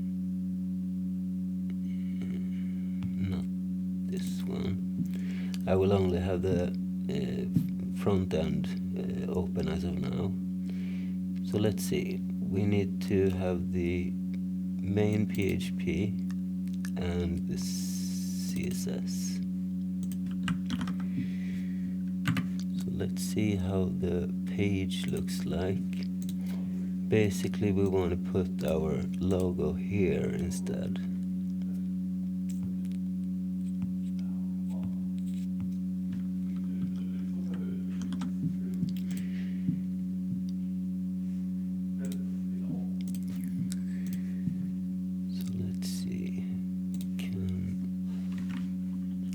this out for now.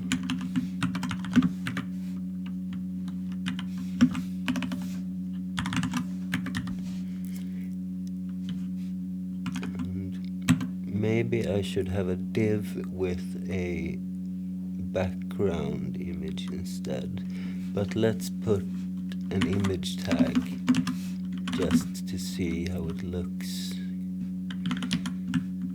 So if we just do CC logo big PNG,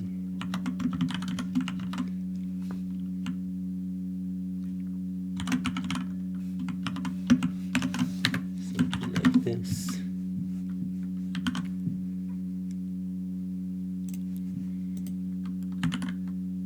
Okay, that's pretty big, all right. Okay,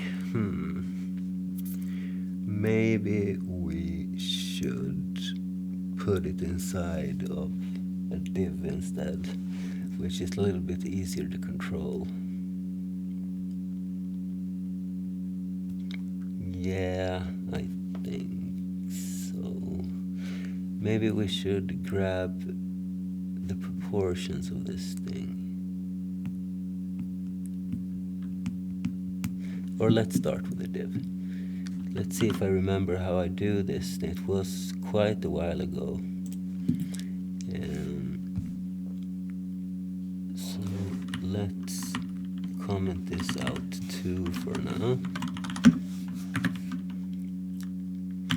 Now we at least know that it looks kind of good. Alright, so let's see. We need to have a div with a class of logo type.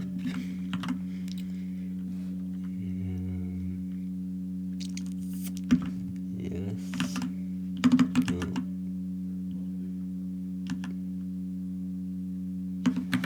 We need to treat this as HTML. And I wonder if we can have an empty div like this and still make it stretch and stuff, but I think so. So let's see, let's put it below the header. So this will be div dot logo, right? What do you call it? Logo type. Type. So let's see. We want to decide the width, and maybe we can let the height vary if that's possible. So let's set let's define static proportions to begin with and see where we go from there. So let's start by checking how big this thing is. Get info. 1036 times 254. So what if we were to say something like, I don't know,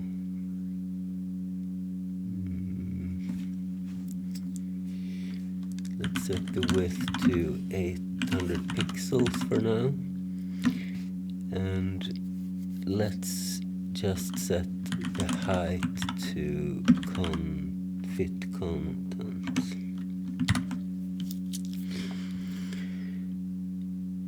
And then we want to have a background image, right?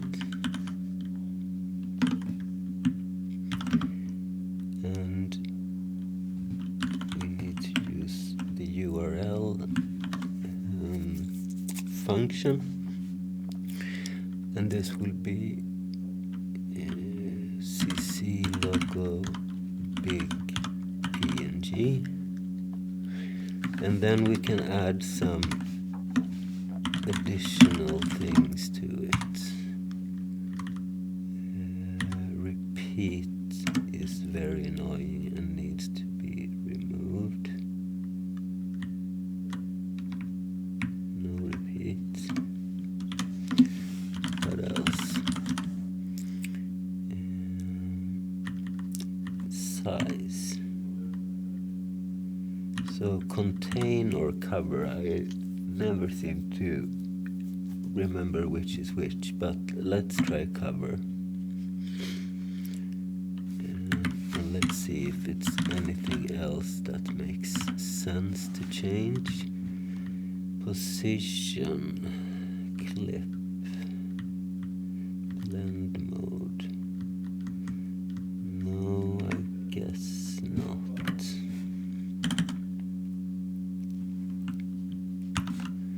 So let's see what happens now. Did we save this HTML thing? I think we did.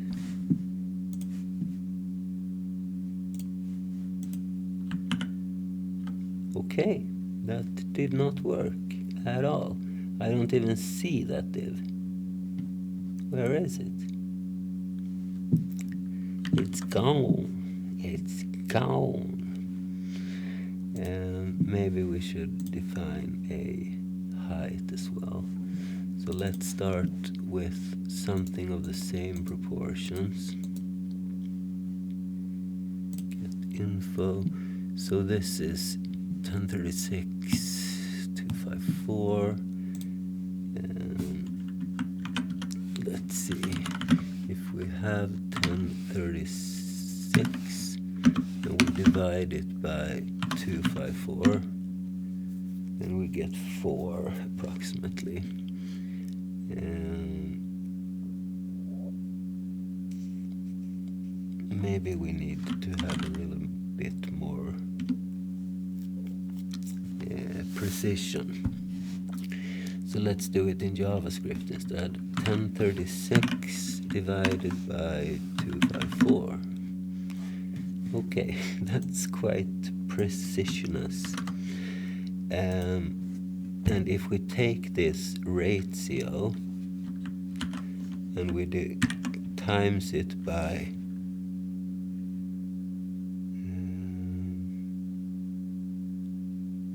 no, I'm doing the wrong thing. I need to take 1036 divided by 800, right? And then take this thing with 254 divided by this, I think. 196. Let's see if I am not out riding a bicycle, as we say here in Sweden. 196. So let's remove this fit content and add 196 pixels.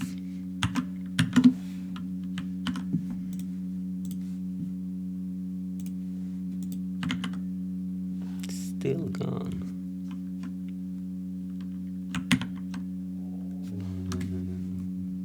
What happened now?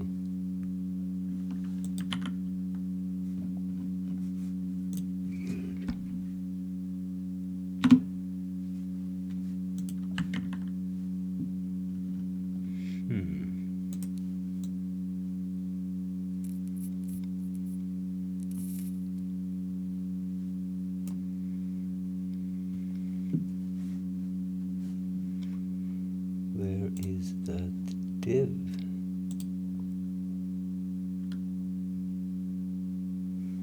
Nine 36 times 0.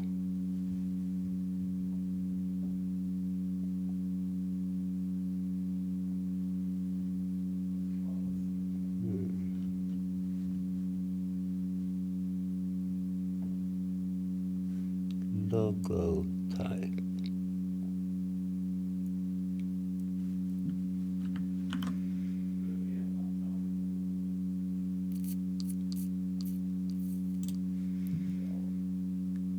Div logo type. logo type.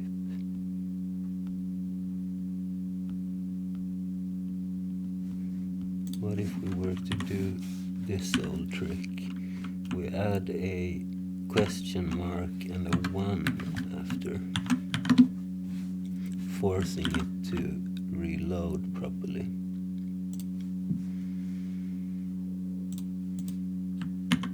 Okay, that's it.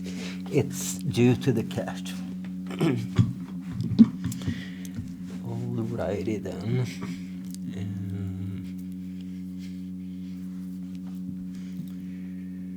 So let's see.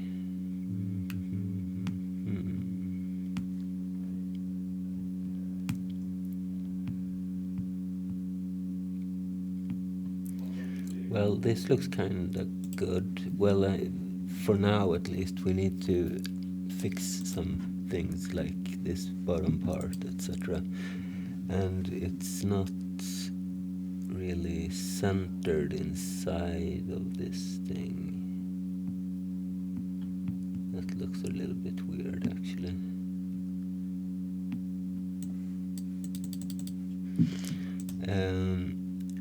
But we're on the right path.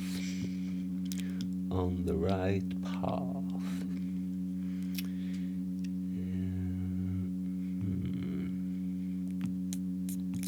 And I also want it to be, what's it called? When it's change size, if I change size, you know. And if I have a bigger screen, it looks even more weird.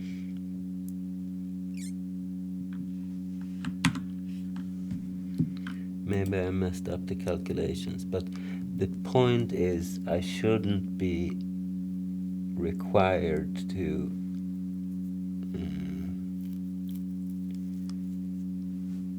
calculate this myself.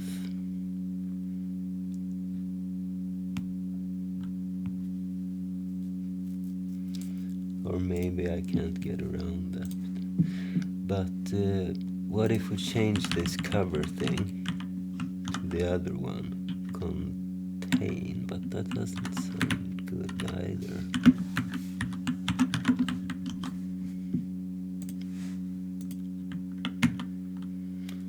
Nothing happened. Do we need to update this thing again? And put a 2 here. No, that's not it. There's no difference. None whatsoever.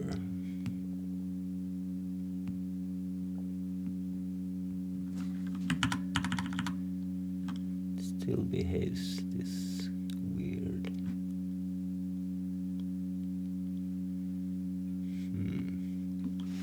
Maybe this isn't the way to go. Let's change this to img logotype instead. And then I think we can use this fit content. We don't need any of this. Let's remove this one and put this back. And let's give it a class.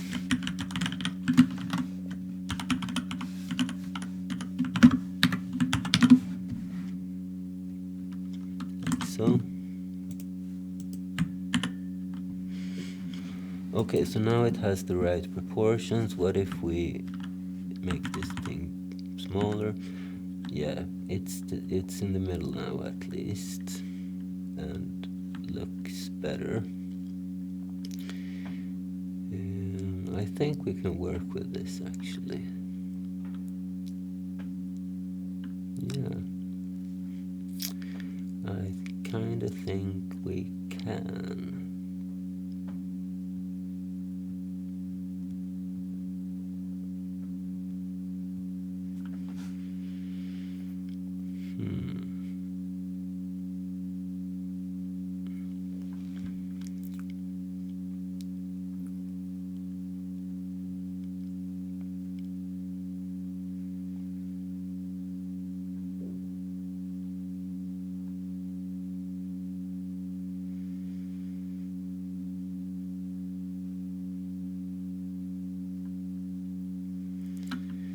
So what's the next step? I was thinking if we should have some kind of, I don't know, some kind of background image,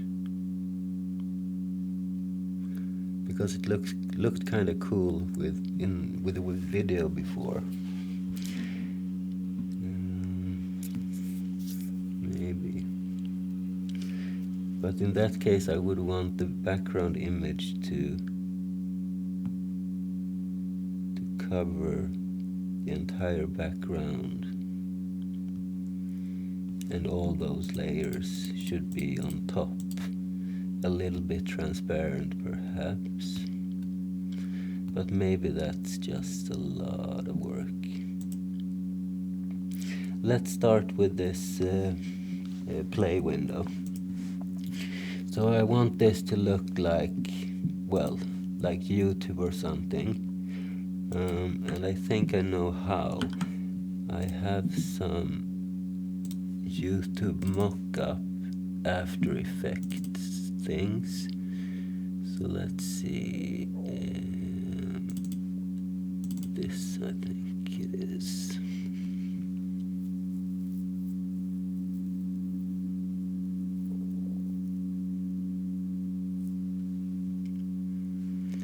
And I don't think we need to care about this for now. Okay, so here we have something. Let's see.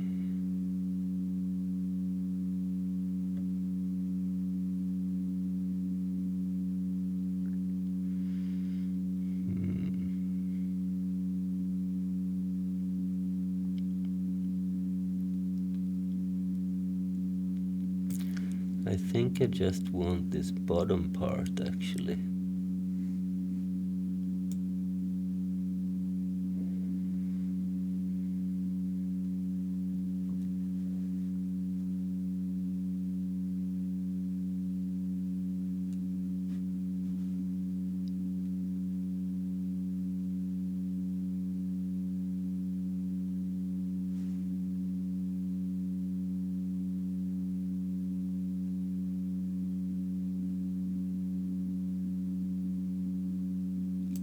This is good, I think.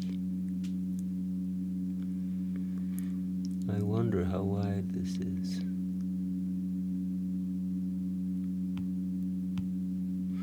But that doesn't matter actually.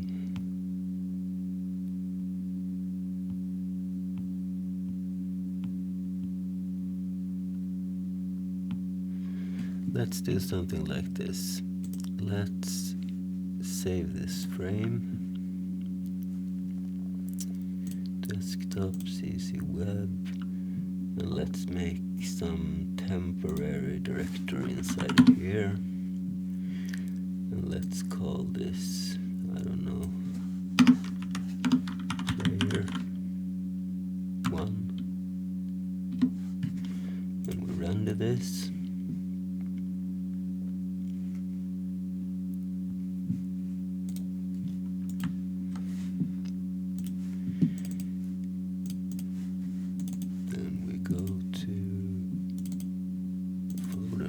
Again. Alright, so let's see. Let's start by looking how big ours is currently. And if it doesn't differentiate a lot, then maybe we could just modify ours. So which is it? This player. So div player is 400 wide. So let's see, how much is 400? If we make this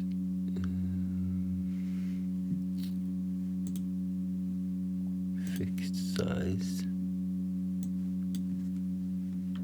400 times whatever. Okay, this is ours.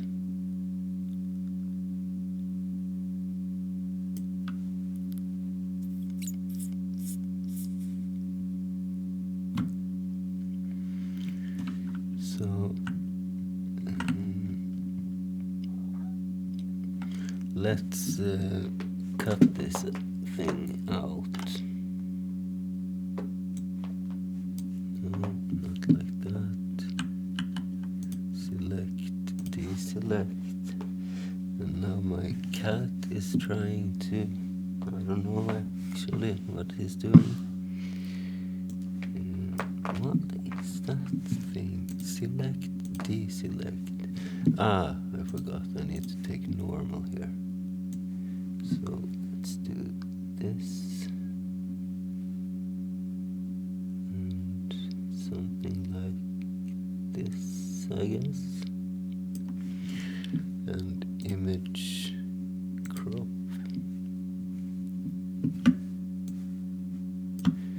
And now we're at 606. Okay. We'll take a short break. Alright, welcome back you guys. Alright, so I want this to be 400 wide and it's 606 as you can see right now.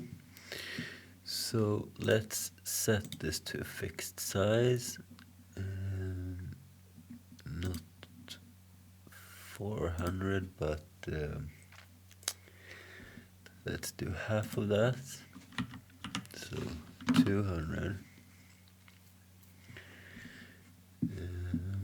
And let's select nothing. And then we go from here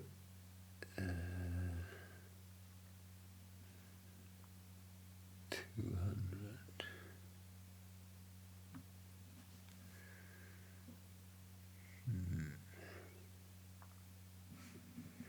Okay, let's start at this end. No, let's not do that. Let's set this to 150 instead. And then we take this part. We copy this and we make a new based on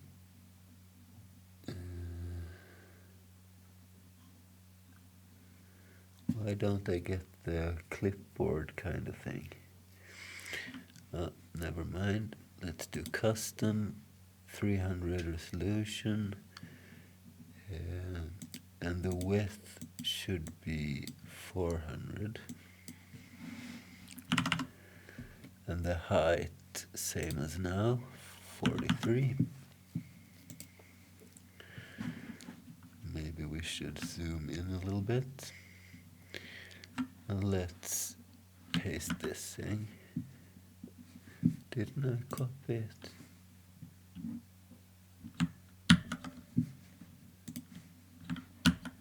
There we go.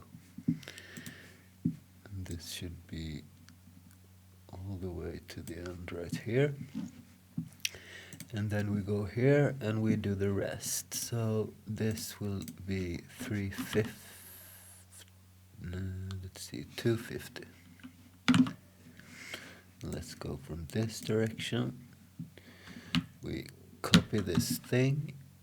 And if I have calculated this correctly, I'm having issues with my copying today. There we go, and let's see if it fits. Oh yes, isn't this beautiful? So let's save this thing.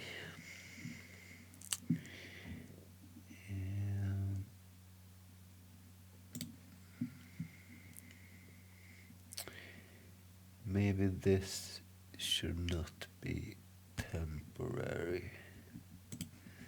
No, let's put it right here and call this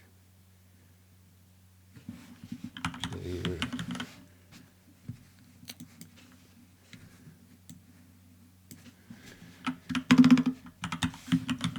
2. And let's also make a PNG out of it. So PNG. There we go.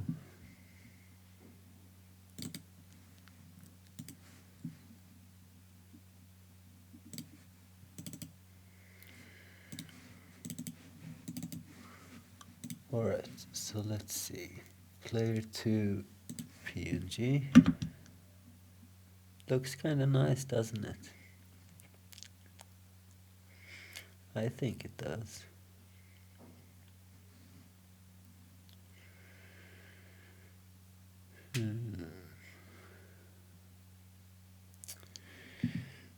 But there is a pause button here instead of a play button. I don't like that, because that would show that it's running, and it shouldn't be running. Let's see if we can replace that. I think we can. And if we open this again, let us zoom in a little bit. Let's select this pause. Oh, I forgot to reset. Let's select this pause, and we go to edit and the magical content aware fill. Then we press OK, and it's gone. It is gone. So now we need to replace it with a play button. And the best way of doing that, I think, is using the royalty-free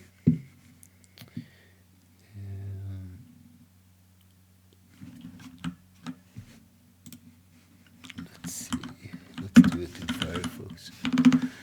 The royalty-free font awesome.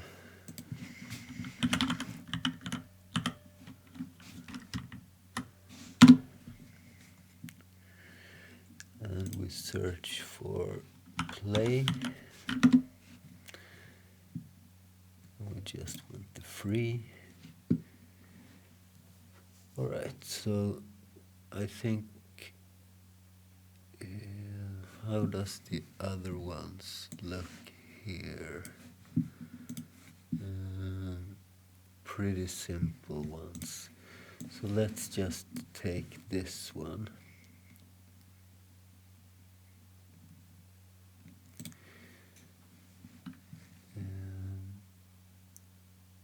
And do we want it to be colored or not? I think we should have it colored.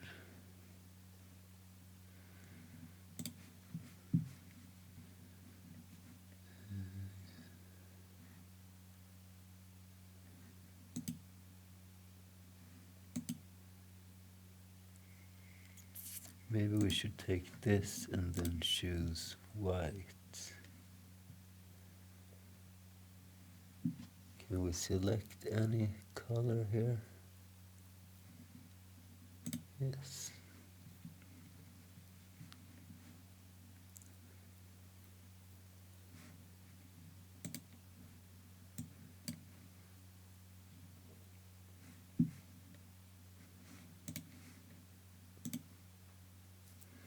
Right. So now we need to download this thing.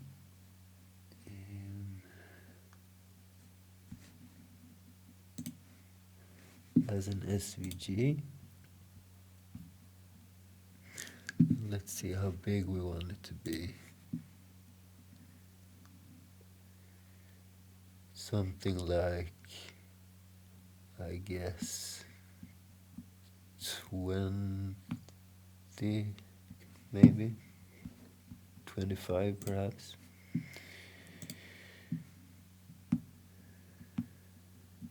No, not that program. It should open in Photoshop. Alright, so let's see. Resolution can be just 300 like the other ones, but this should be 25.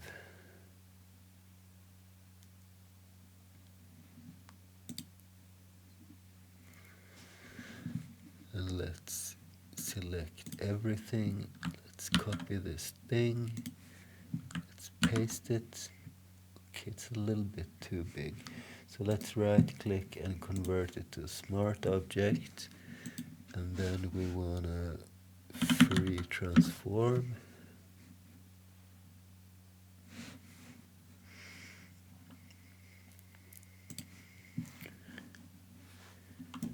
And let's scale it down just a tiny hair.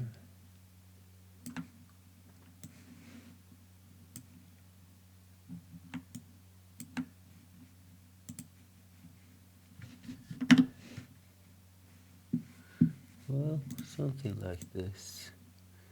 Let's just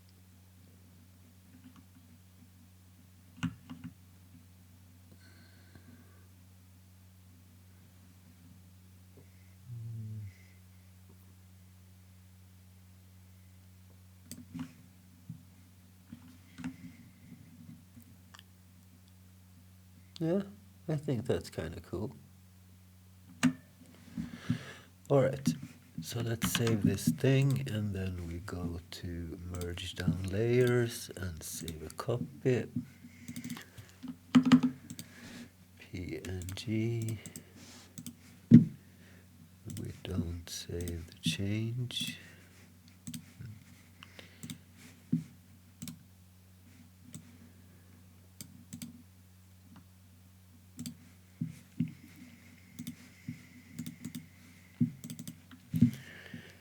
And now we have a player2.png.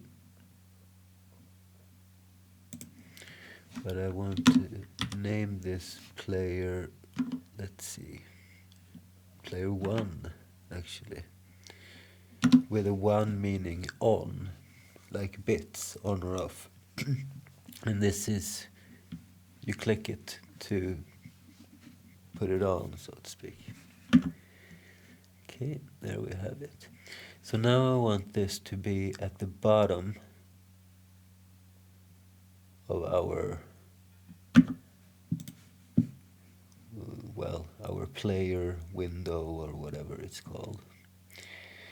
But I think we will, let's see how it looks first.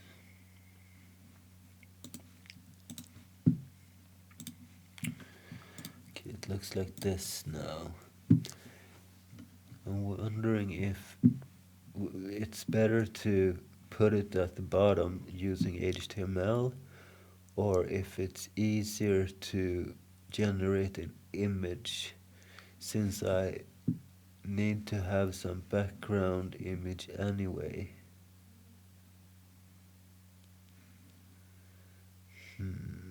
Choices.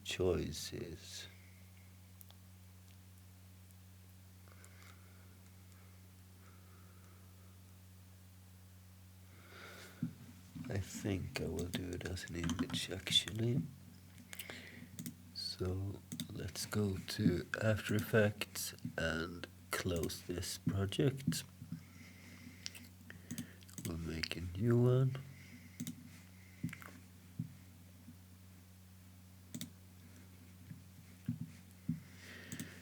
And we will save this inside of our CC web folder.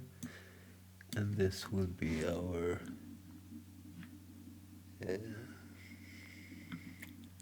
player final. And let's check the HTML code real quick. 400 times 400, that's easy enough to remember. So let's create a new composition. It should be HD, only one frame, and The ratio is 400 times 400 pixels.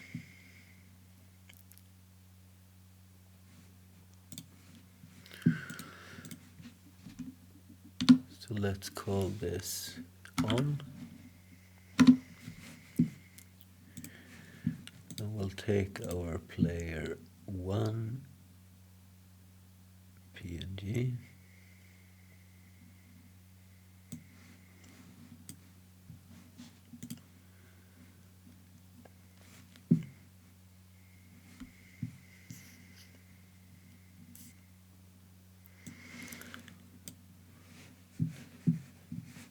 Let's put this at the bottom.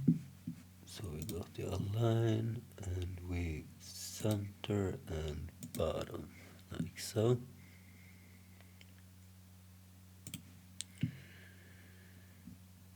Okay, I think this would be good.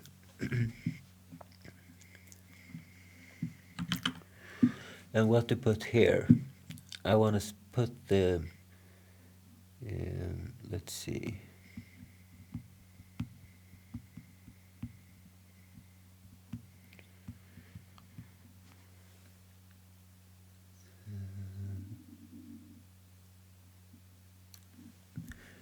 Let's go back to the other project. Let's see, open recent and this.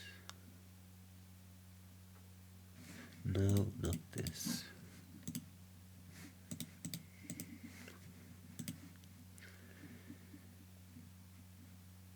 I meant CC logo.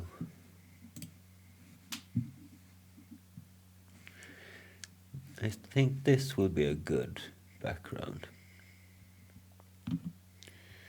So we need to turn it into something 400 times 400.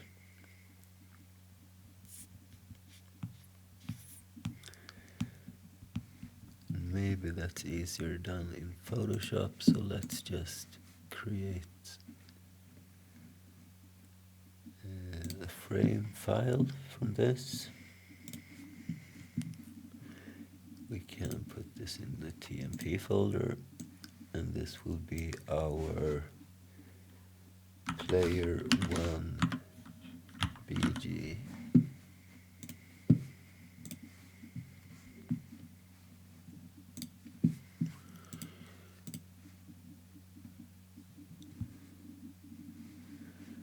We'll go back to our player. Don't need to save this. And let's minimize After Effects, go to TMP, open this new thing, and let's grab something with equal height and width. So fixed ratio 1, 1.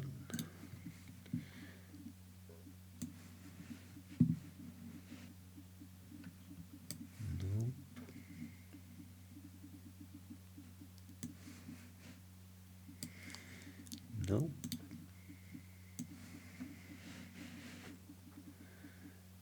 Almost. I think we're gonna shrink this first. So let's see. Image size 300, and currently it's 1920. Let's put it down to 1000. Let's try this again. Well, same results, of course. Let's see if we can just take it right here. It's easier, it's harder than it looks. There, perfect. Image crop.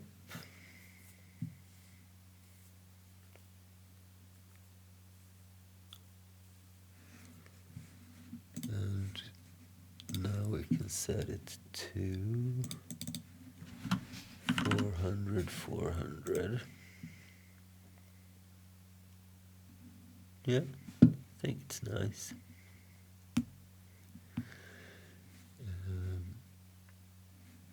We can save this and we will make a PNG out of it.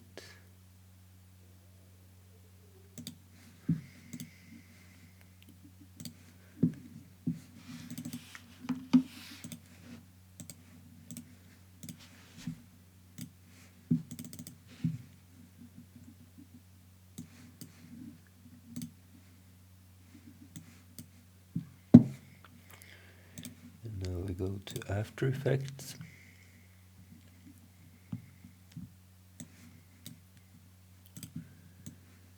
We drag this in below the player.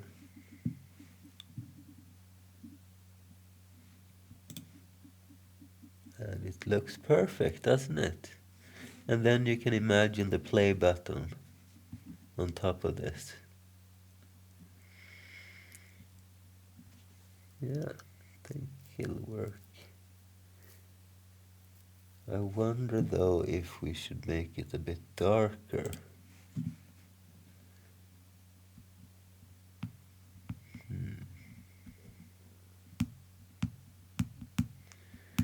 Maybe we can put a solid in on top of it.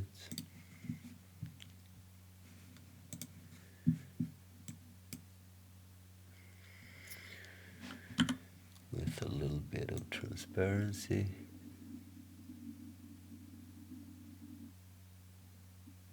Something like that, perhaps. I like it.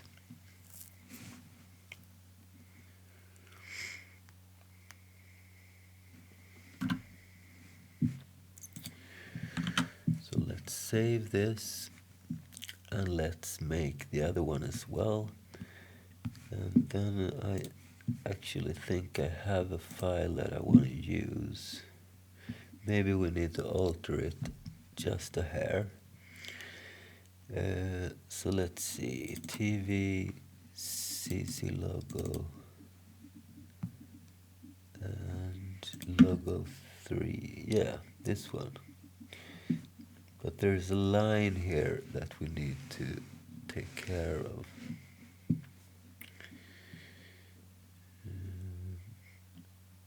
Otherwise, I think it's cool.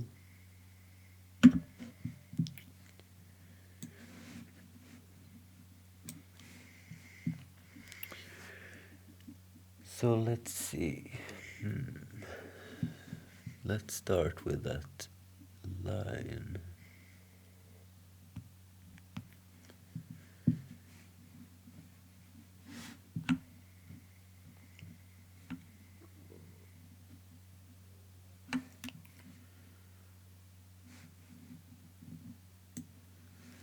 Let's see if we can use our magic like we did previously. It will probably mess up this C a little bit, but I think we can take care of it. So content aware fill.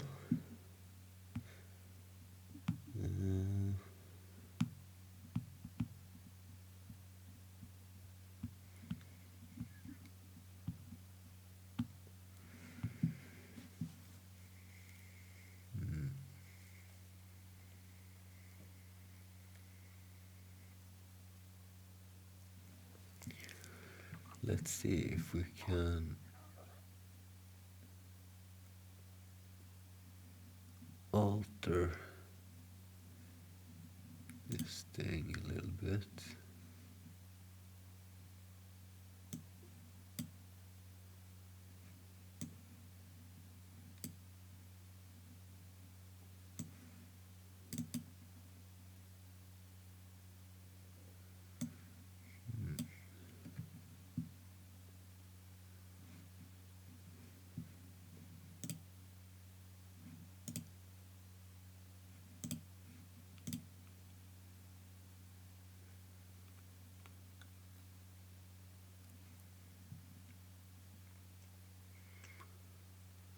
I have an idea.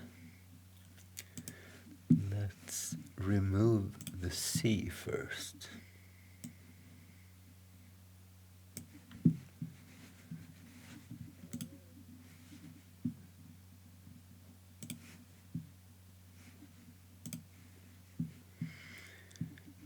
And then we take care of the line.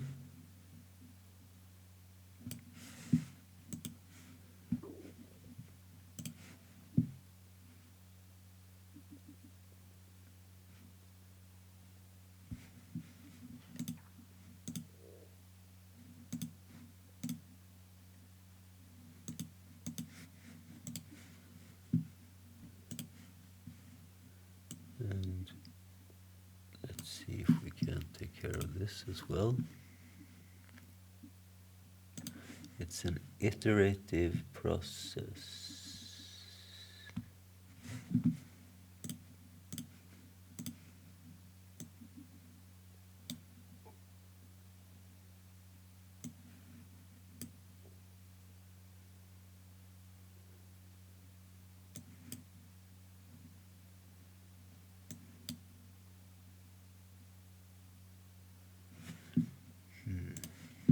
Let's take one of these at a time, perhaps.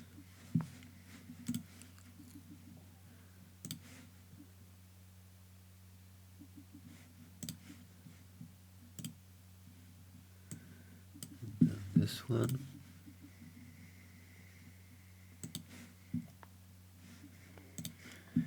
And now we just copy the C.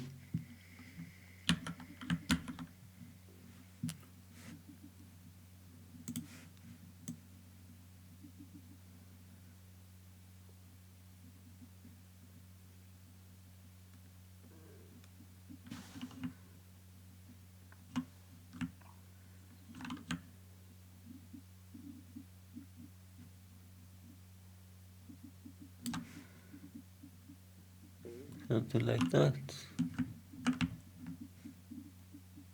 Yeah, I think it looks nice. So let's see if we can take a 400 by 400 here as well.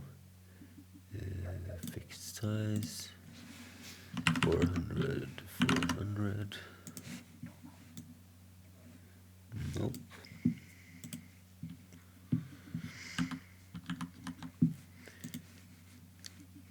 Image size, 300, and maybe 1500. Not quite.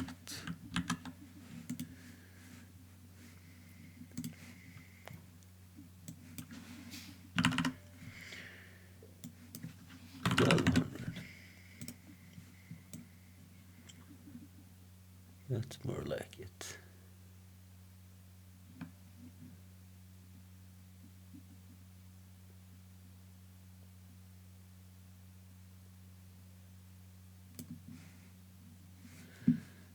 Image crop.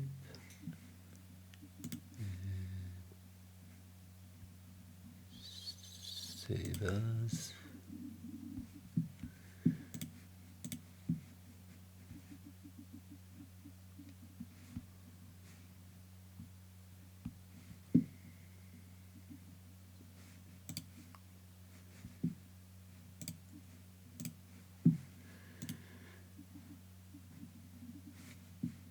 Merge down the layers, save a copy.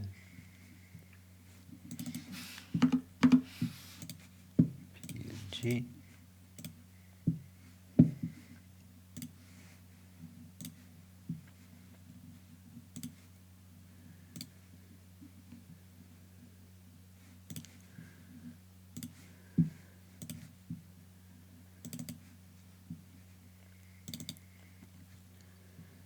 And this is our logo 3 PNG. Let's rename it to player 0 PG.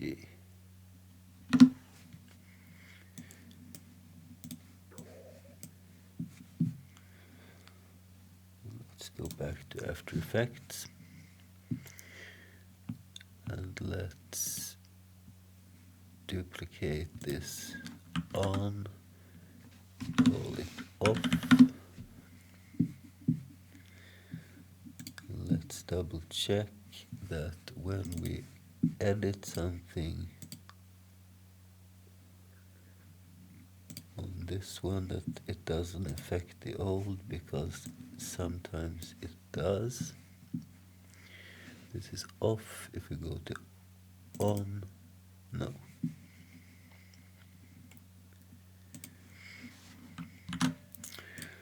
Alright, so we can throw out this player, no, not player one, this, and we need the new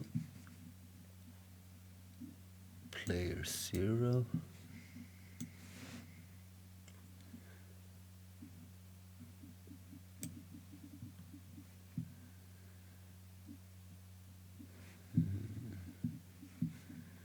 Maybe we can move it up a little bit.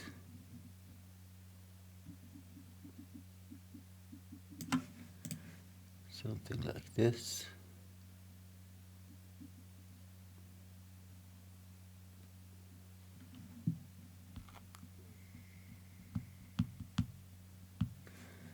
And in this case, maybe we should dim this down a little bit more than in the other case.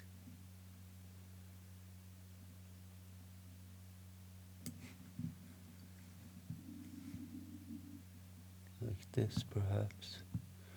And I wonder if we should dim down this player part as well. What if we were to move this up no, the other way. This should go down here. Yeah, that's more like it. Great. So let's save this. And this should be, well, what should we name this? This should be our player 0.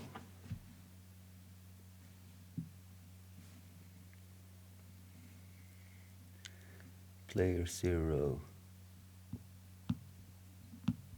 I don't know, player.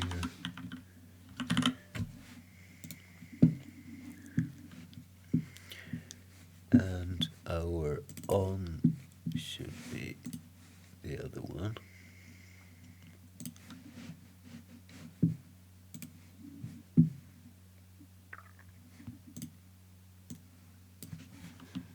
Player 1. Player. Not the best naming convention, but let's render both of these.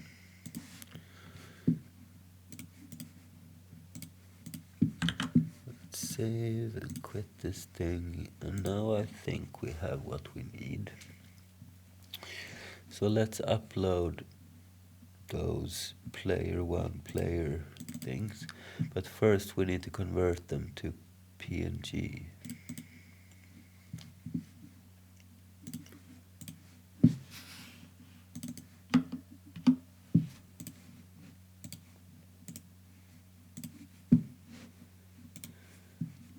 Same with this one.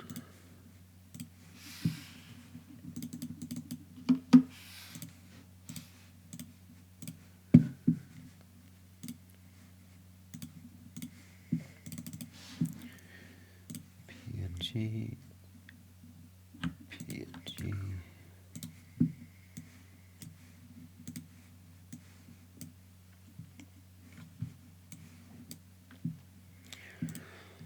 All right, so let's upload these things to the front end, which is this, isn't it? Yeah.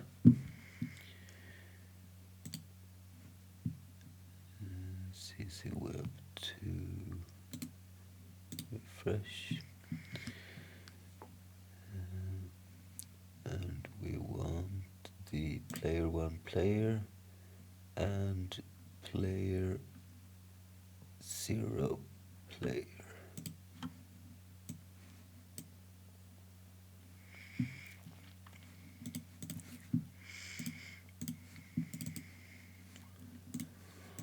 Alright, so now we need to put one of them in the background.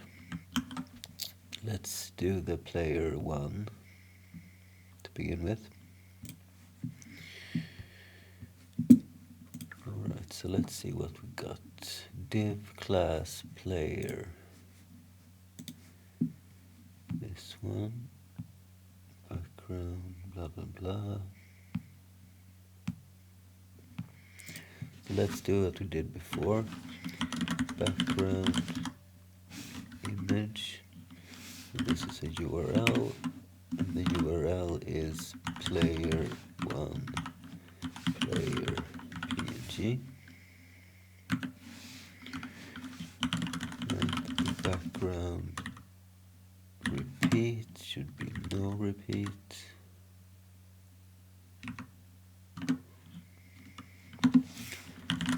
And background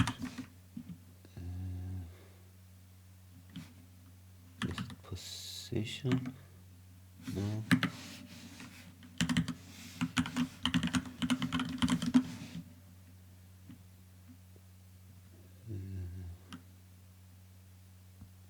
Size? Yeah. Cover. Let's see how this looks.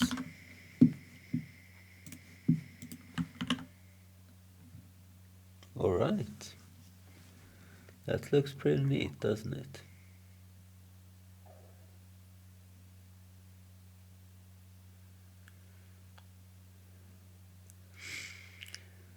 I'm not entirely sold, though, that this is transparent, this thing in the middle.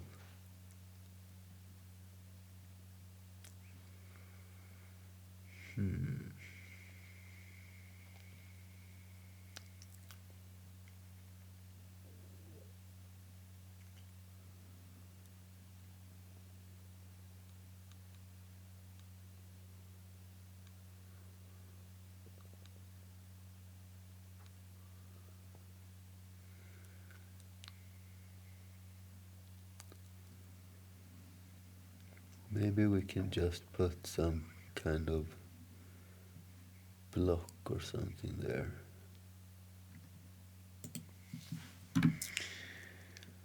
Let's see what we got. So the actual play icon is this eye. And the class is this. So what if we were to have an eye with this class?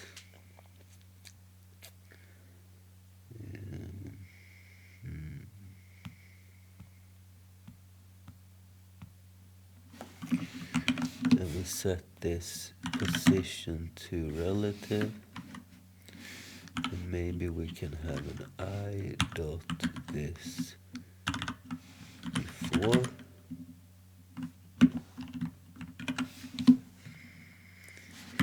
Let's also set this to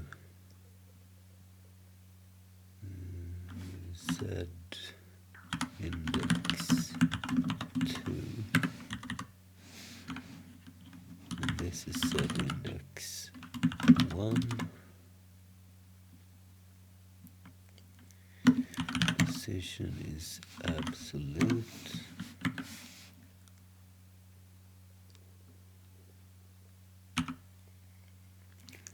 And let's just try something to begin with. What if we were to set left to 2 rems, right to 2 rems, top 2 rem, and bottom 2 rem. And let's say the background color is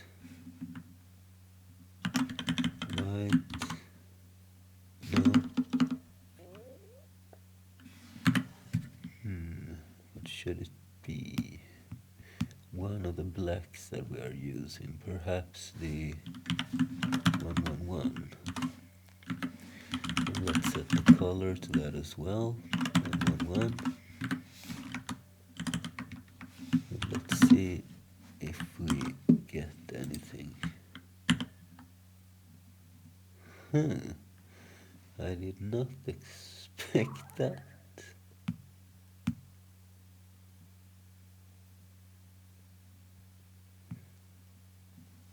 Why did it affect this one?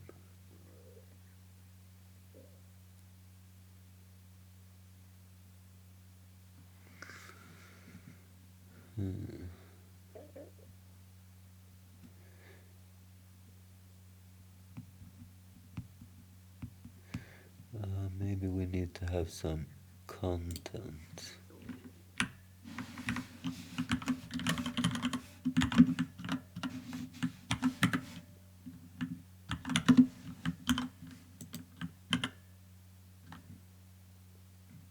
No.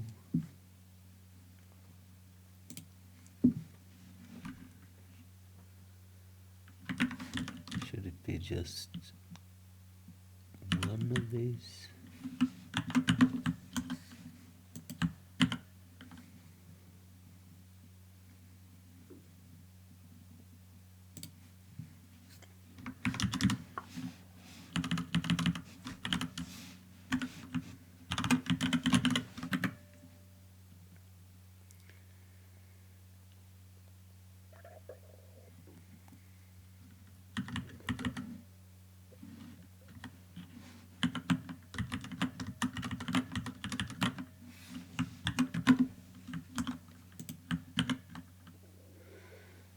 Okay, we're getting closer, but it doesn't seem to care too much about the Z index though. The Z index, by the way, the higher the number, the closer to the viewer it is. So it's layered.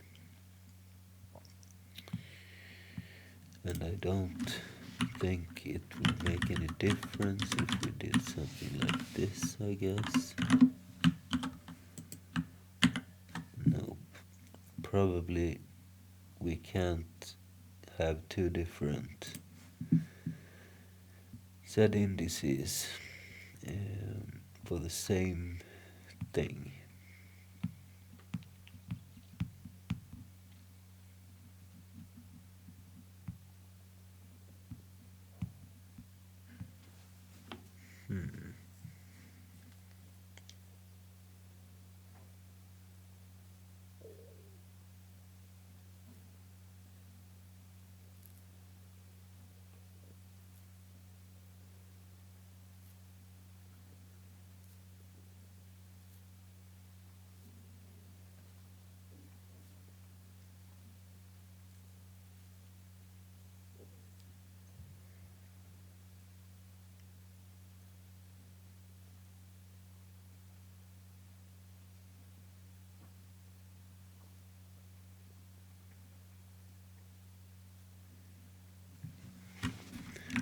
And I guess it doesn't make a difference if we just do I after.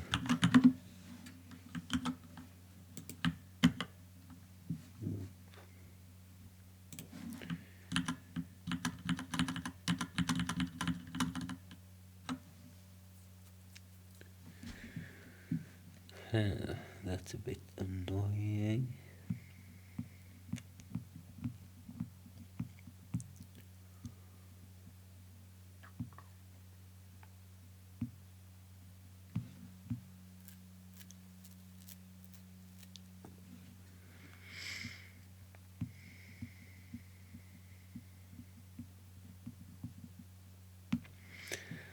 Alright, let's put this thing on the player instead. So div.player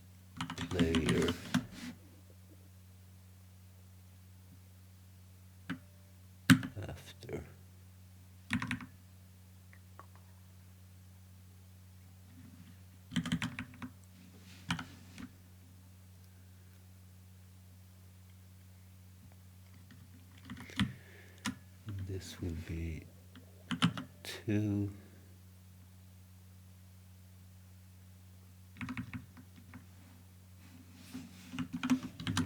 Give this a set index of 1, and this a set index of 1. What happens now?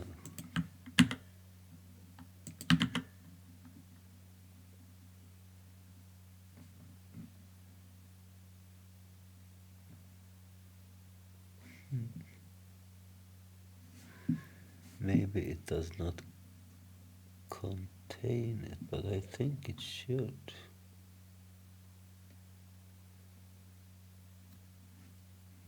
How does the HTML look? We have the div player, and then we have this I.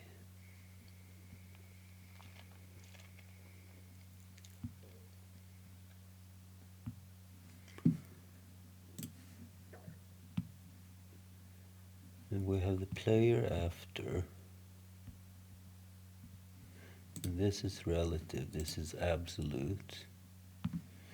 Maybe we should increase this and see what happens.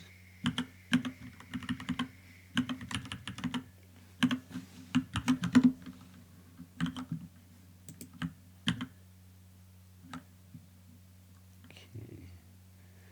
So it seems to be relative to the screen and not the player. Why is that?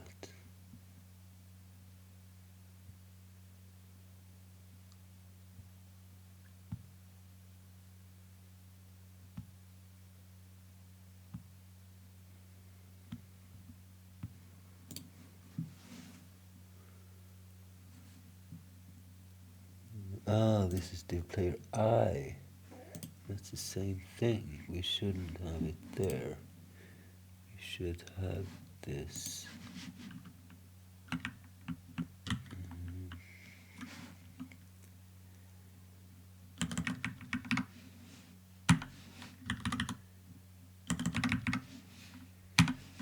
We should have it here.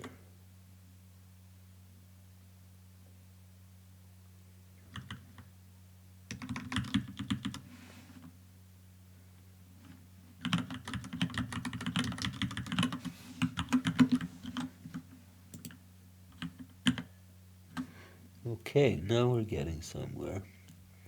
We just need to shrink it quite a bit. Let's try this 5 again.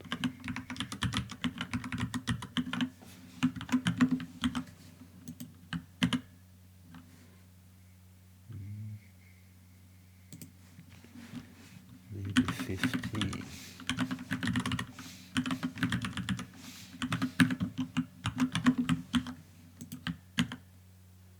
That's too much.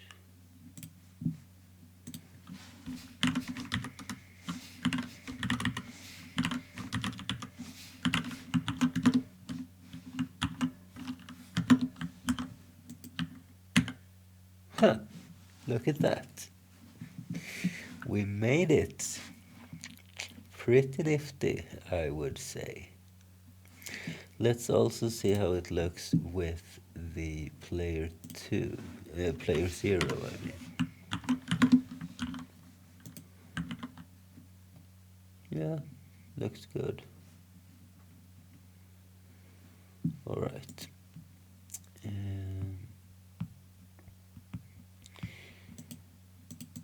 So we need to fix this logo a little bit. I don't like this gray background. But we do want it to stand out a little bit.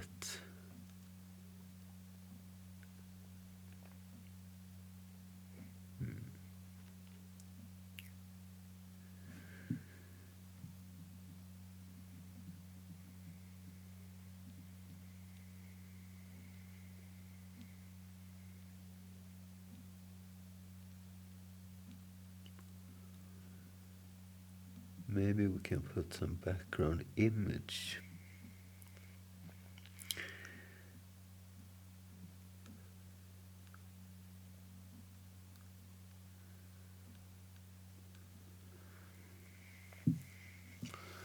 or just change the color.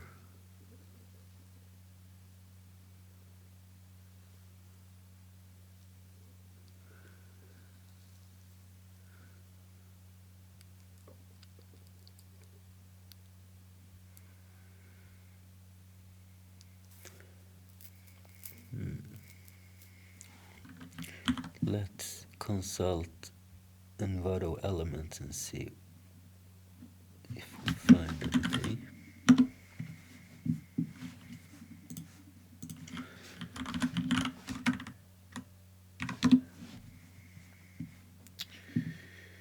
So let's go to stock video. No. Photos.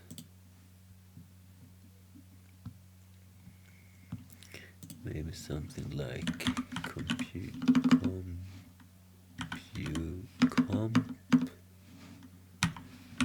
code.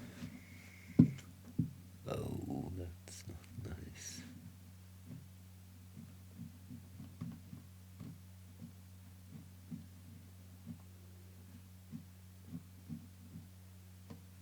My head hurts.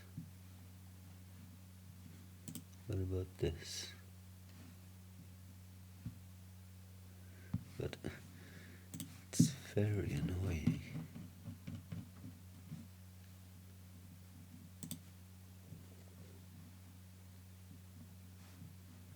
Okay, this is more like it.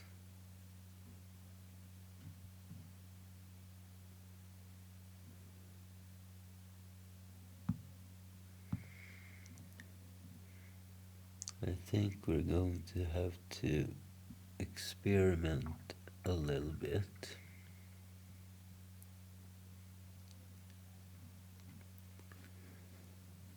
Let's try this one.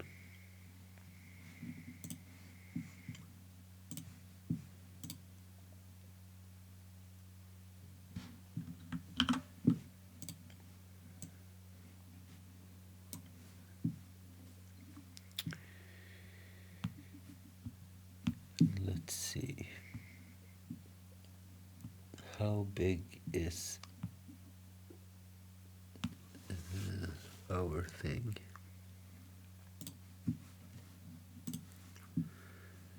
So this is our header,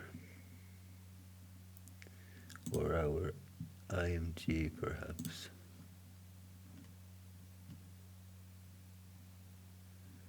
800 width.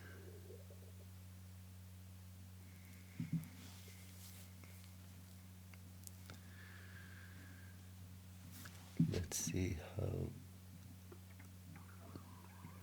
Let's see what the height is.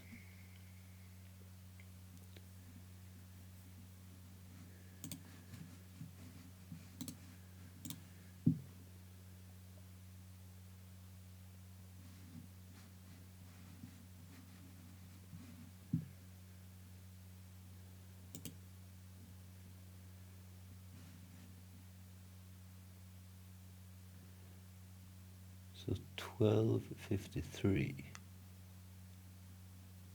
and 260.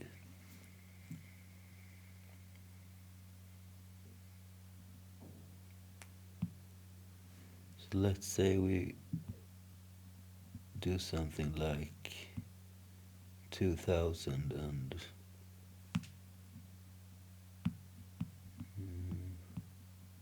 or let's do 700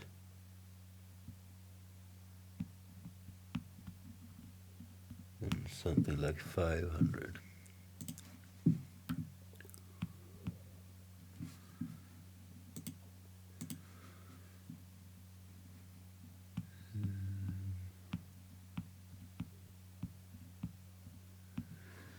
Let's make this a lot smaller to begin with.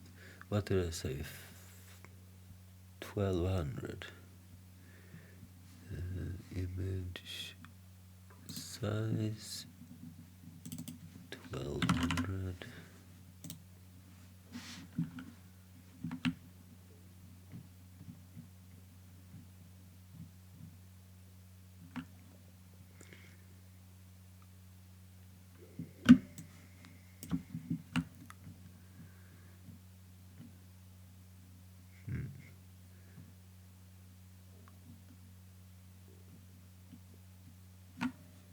This wasn't very nice.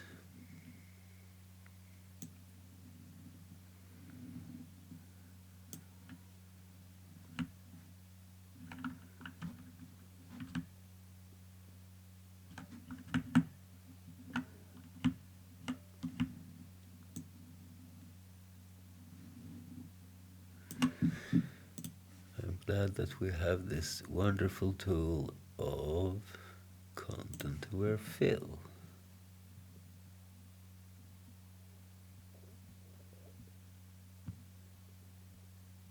And it doesn't seem to do a very good job this time.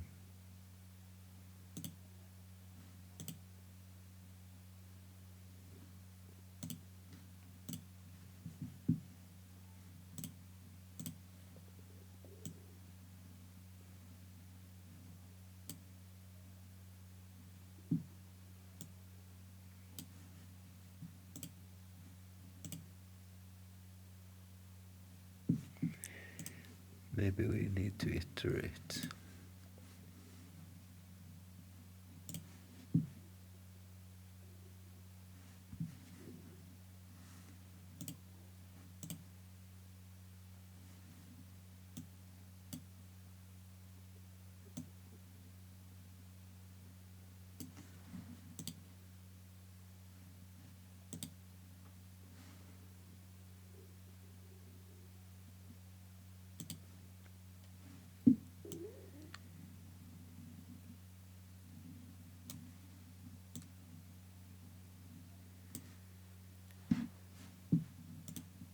There we go. And I want to make this black and white. So let's see what tools we have to make it a good looking black and white.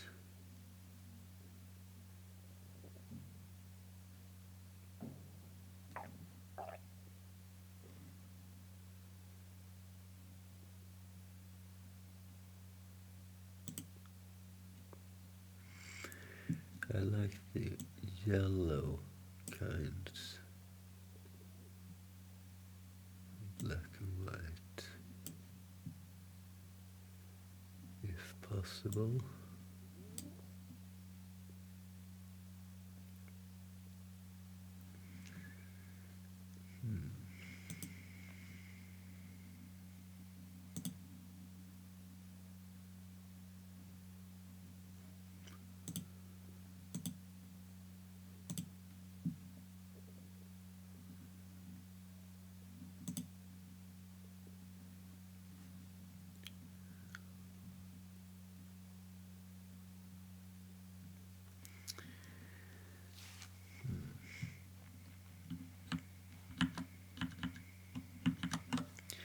Maybe we can start with this and create some kind of overlay.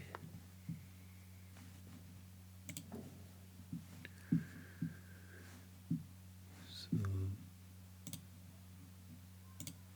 let's see if we can find some yellow.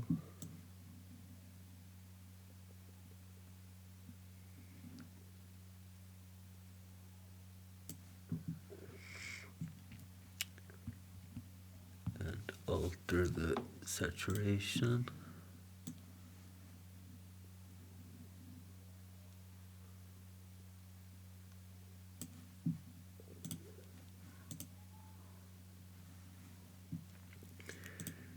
And browse through these different things.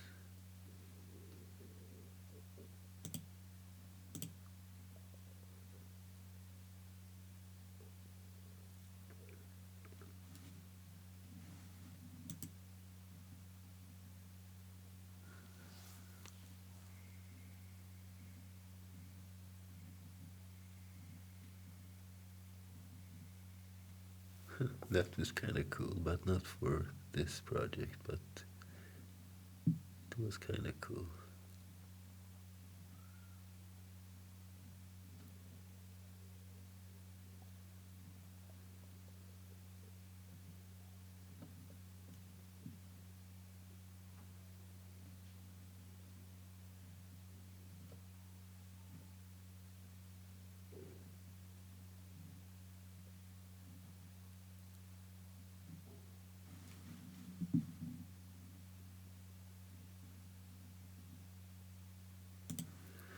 This is something I was looking for, I guess.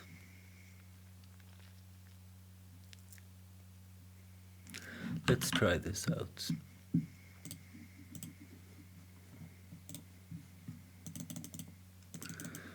And let's call this header BG.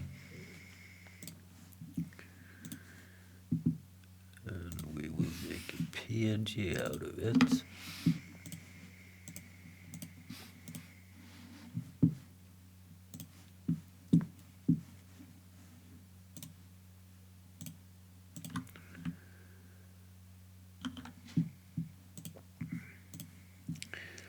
So let's see. I guess we should put it right to the header then.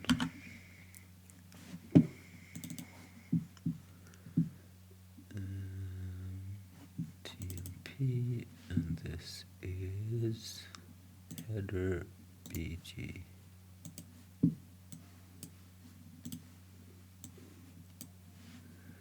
This should be blue.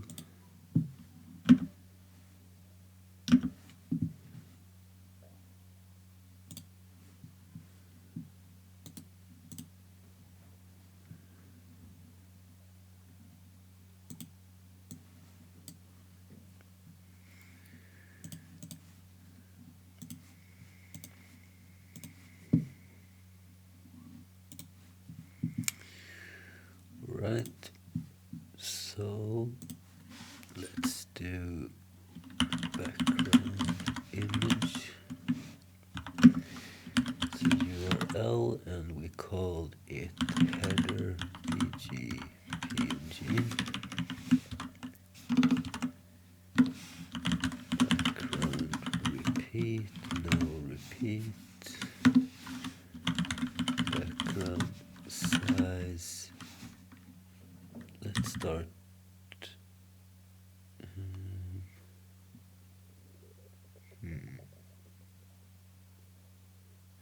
Let's start with cover. Let's see what we get. I think it can work. Let's zoom out and see how it looks on bigger screens. Yeah. Pretty cool, I guess.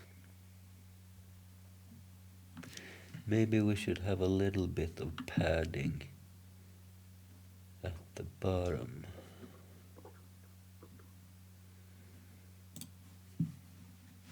Something like padding bottom 2 reps perhaps. No, that's too much. Too much. 1.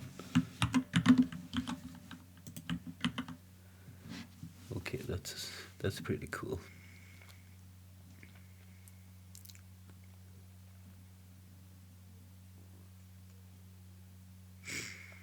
Yeah, I think I like it.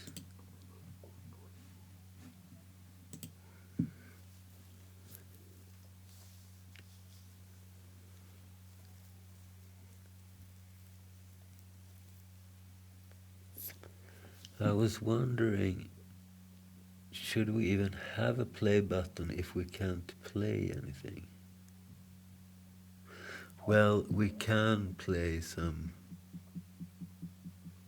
trailer or something, I suppose.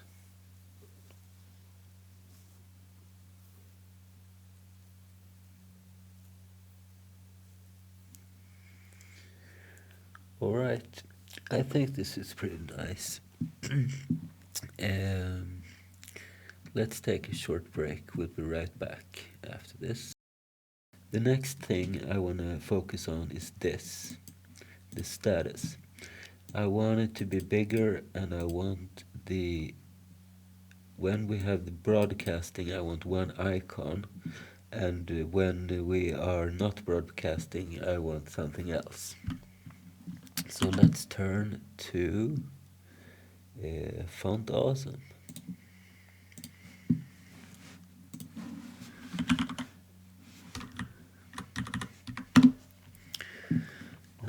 search for broadcast.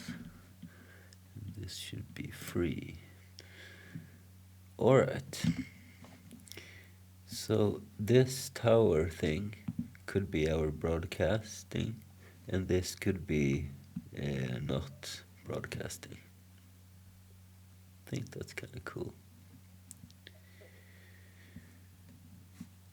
Alright, so how do we want this to look?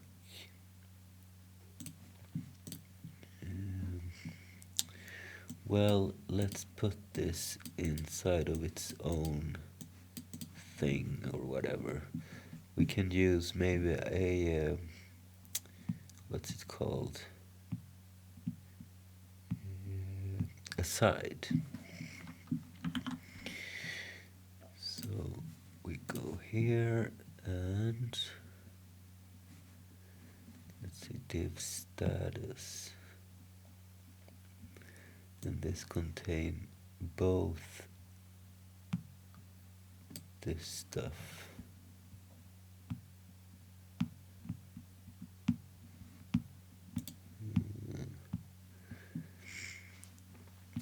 That's a little misrepresenting, I guess. But never mind. Let's just do this.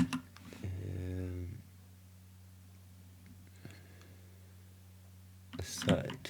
I always forget this thing.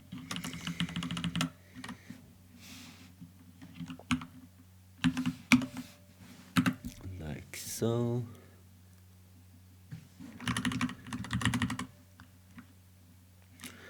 And maybe we should have this on 2 lines, perhaps.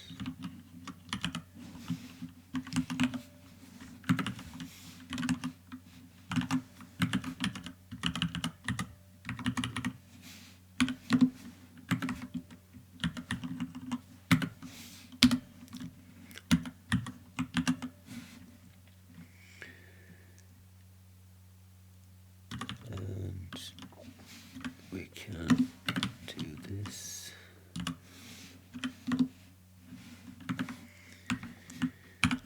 And let's put the tag up here.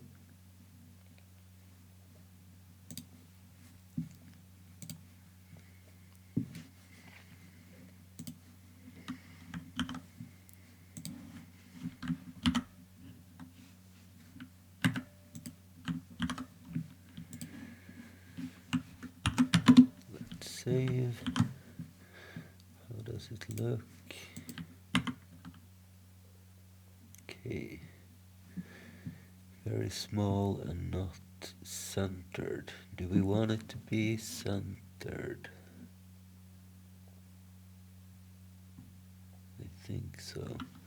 And we need it to be separated a little bit and bigger. Lots at once. Let's see if I remember. So let's see. Div status var font in logotype. Alright, so what we have is an aside. Let's say the font size is 2 rems maybe. And text align center.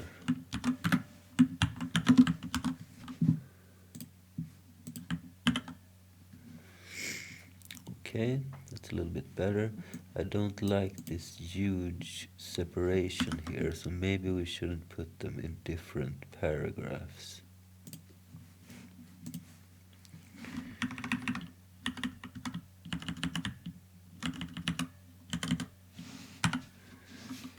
Let's put this here instead, and let's add a BR.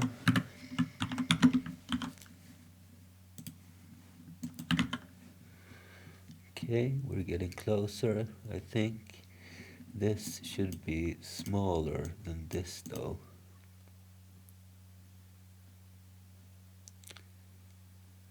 and maybe a little bit tighter as well.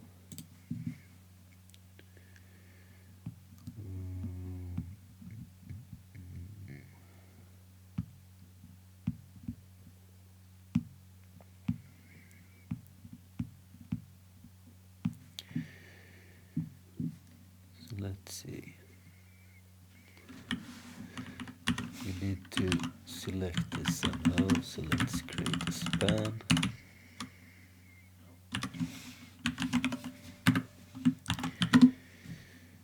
So if we have an aside with a P and a span, we want the font size to be 1.5 rem, and maybe this can be something like 2.2.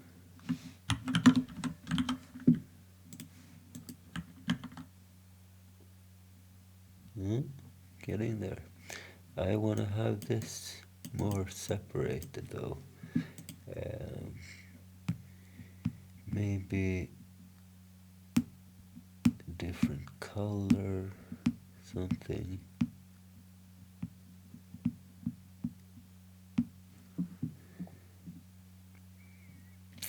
And I want to change back this image, because this, when we are broadcasting, we will not have this image, so we need to select colors based on what we actually are going to have, right? Let's put back player 1. Alright, maybe we can use this purplish color.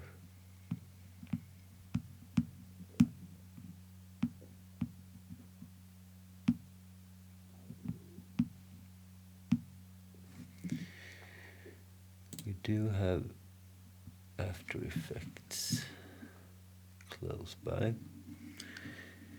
It's quite easy to select colors in After Effects. So where did we have this thing? In CC logo, I think. Yes.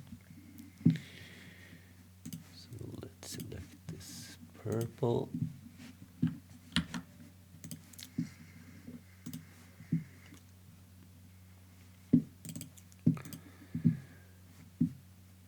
And inside our CSS, we can create a variable.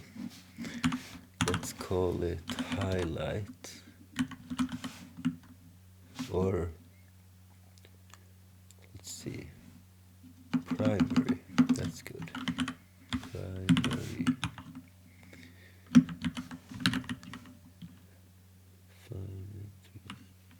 And let's make small letters.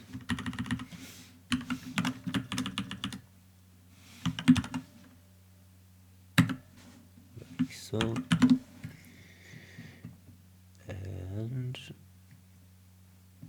where were we? Aside. So this is aside PI. Aside PI. And the color should be bar primary.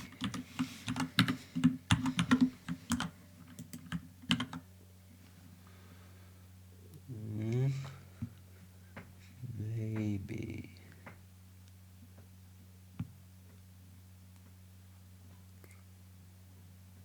Maybe.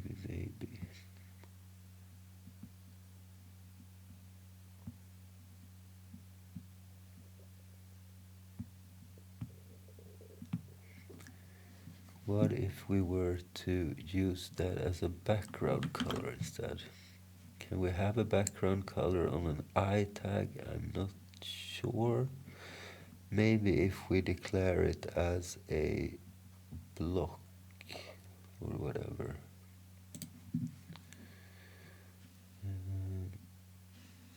So let's say we want this to be a background of this, and color be a sharp white.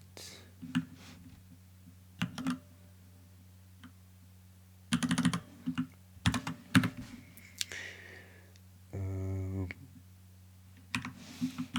display this as a inline block.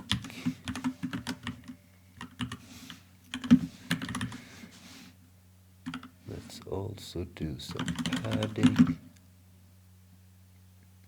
I don't know, 2 pixels perhaps. And a border radius of 3 pixels.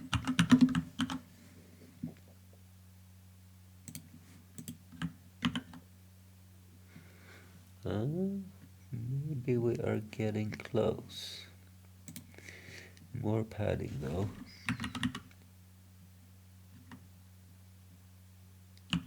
A lot more. 6 maybe.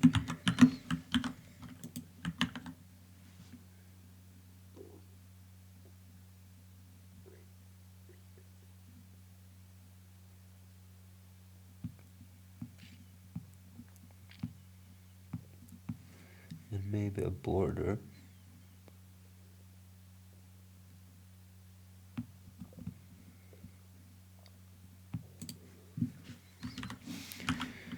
So border 2 pixels solid 111. No. E.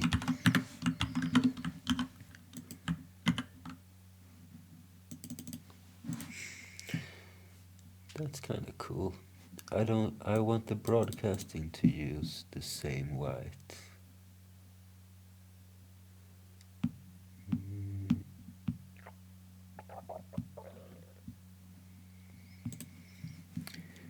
So how do we target that?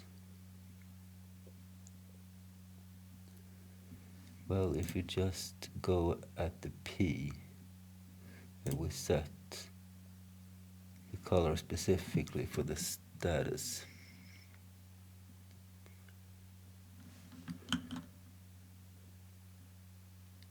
Maybe we can even put the status in that purple color. Let's try it at least. It feels like 50-50. Alright, so what color does it have currently?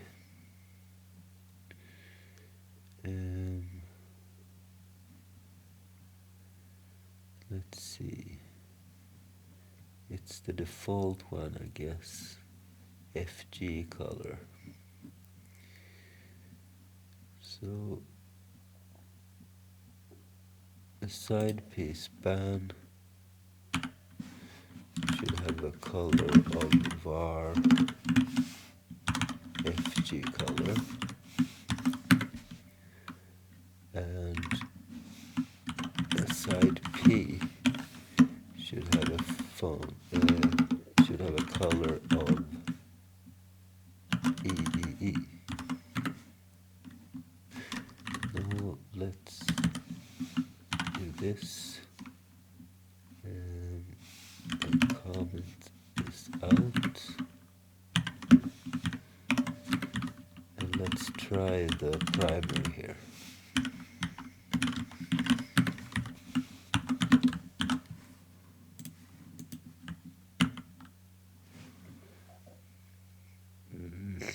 Maybe not.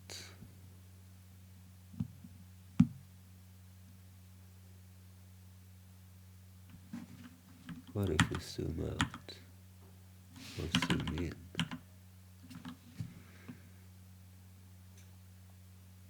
No.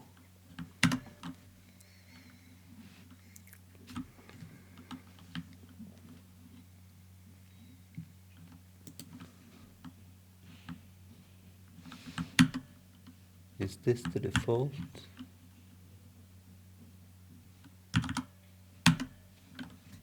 Okay.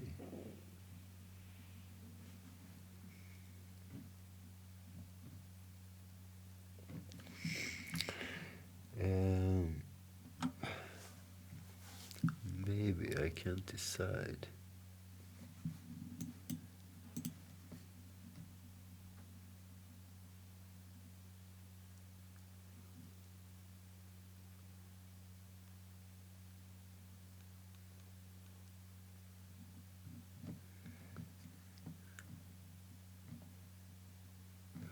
I guess it could work.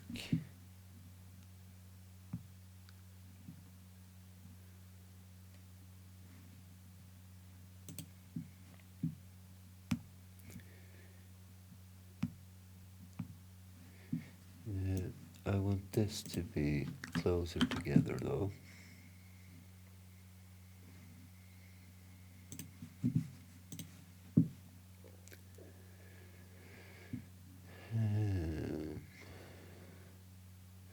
Maybe we can just cheat a little bit.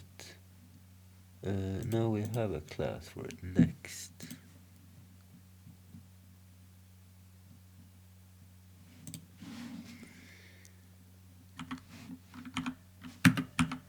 So if we have a div next, no, p next, we can set the padding to 0 pixels and the margin to 0 pixels.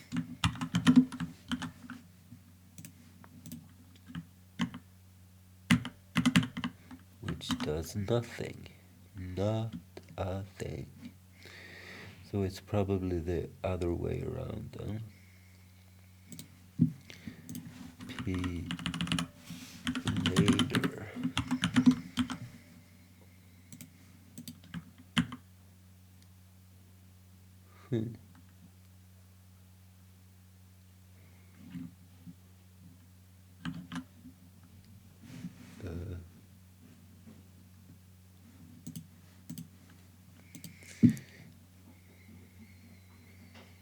That's a little bit weird. Well, it shouldn't be later. That's for sure. P next. P next.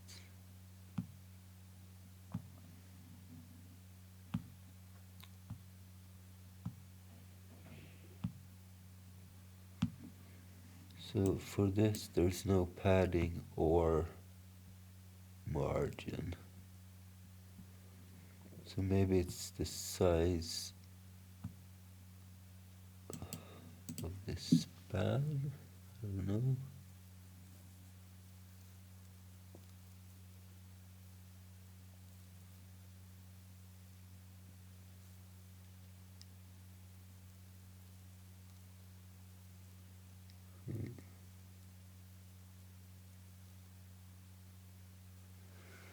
Let's inspect.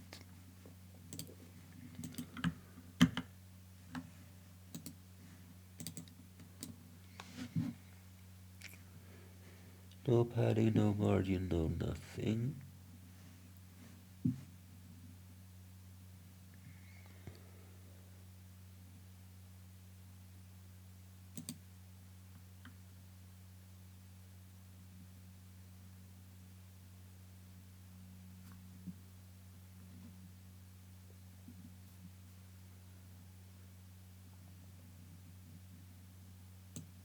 Here is a lot of space. We have a margin on top, but I thought I removed that. P later.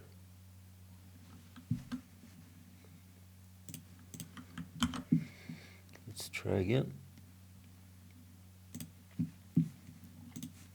So maybe we have 2 of these. Do we?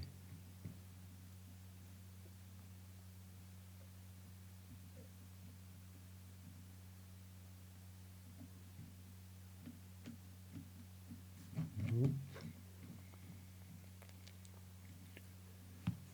And is it a class or is it? Yes, it's a class. Class next. So p.next. Let's remove this and let's do margin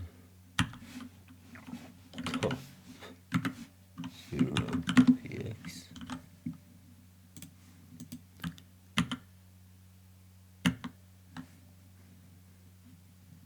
And let's do the caching trick.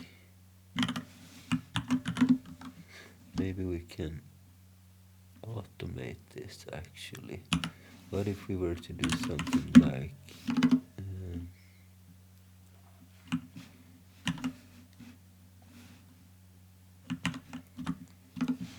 random? Is this possible?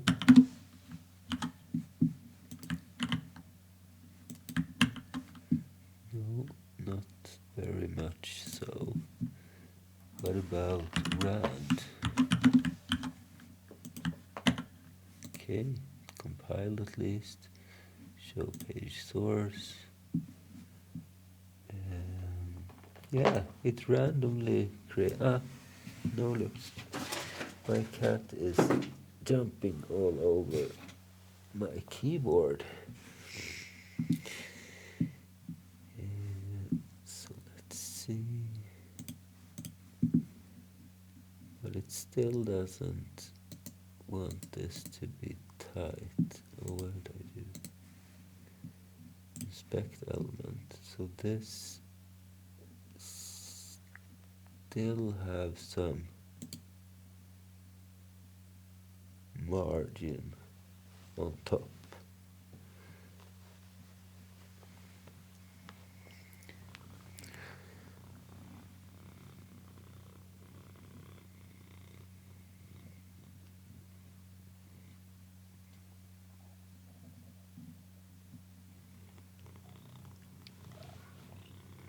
Margin block start.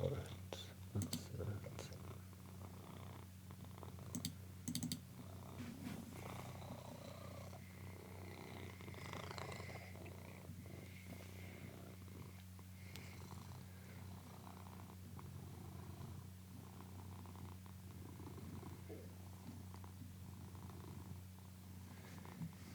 Maybe we need to give this an ID instead.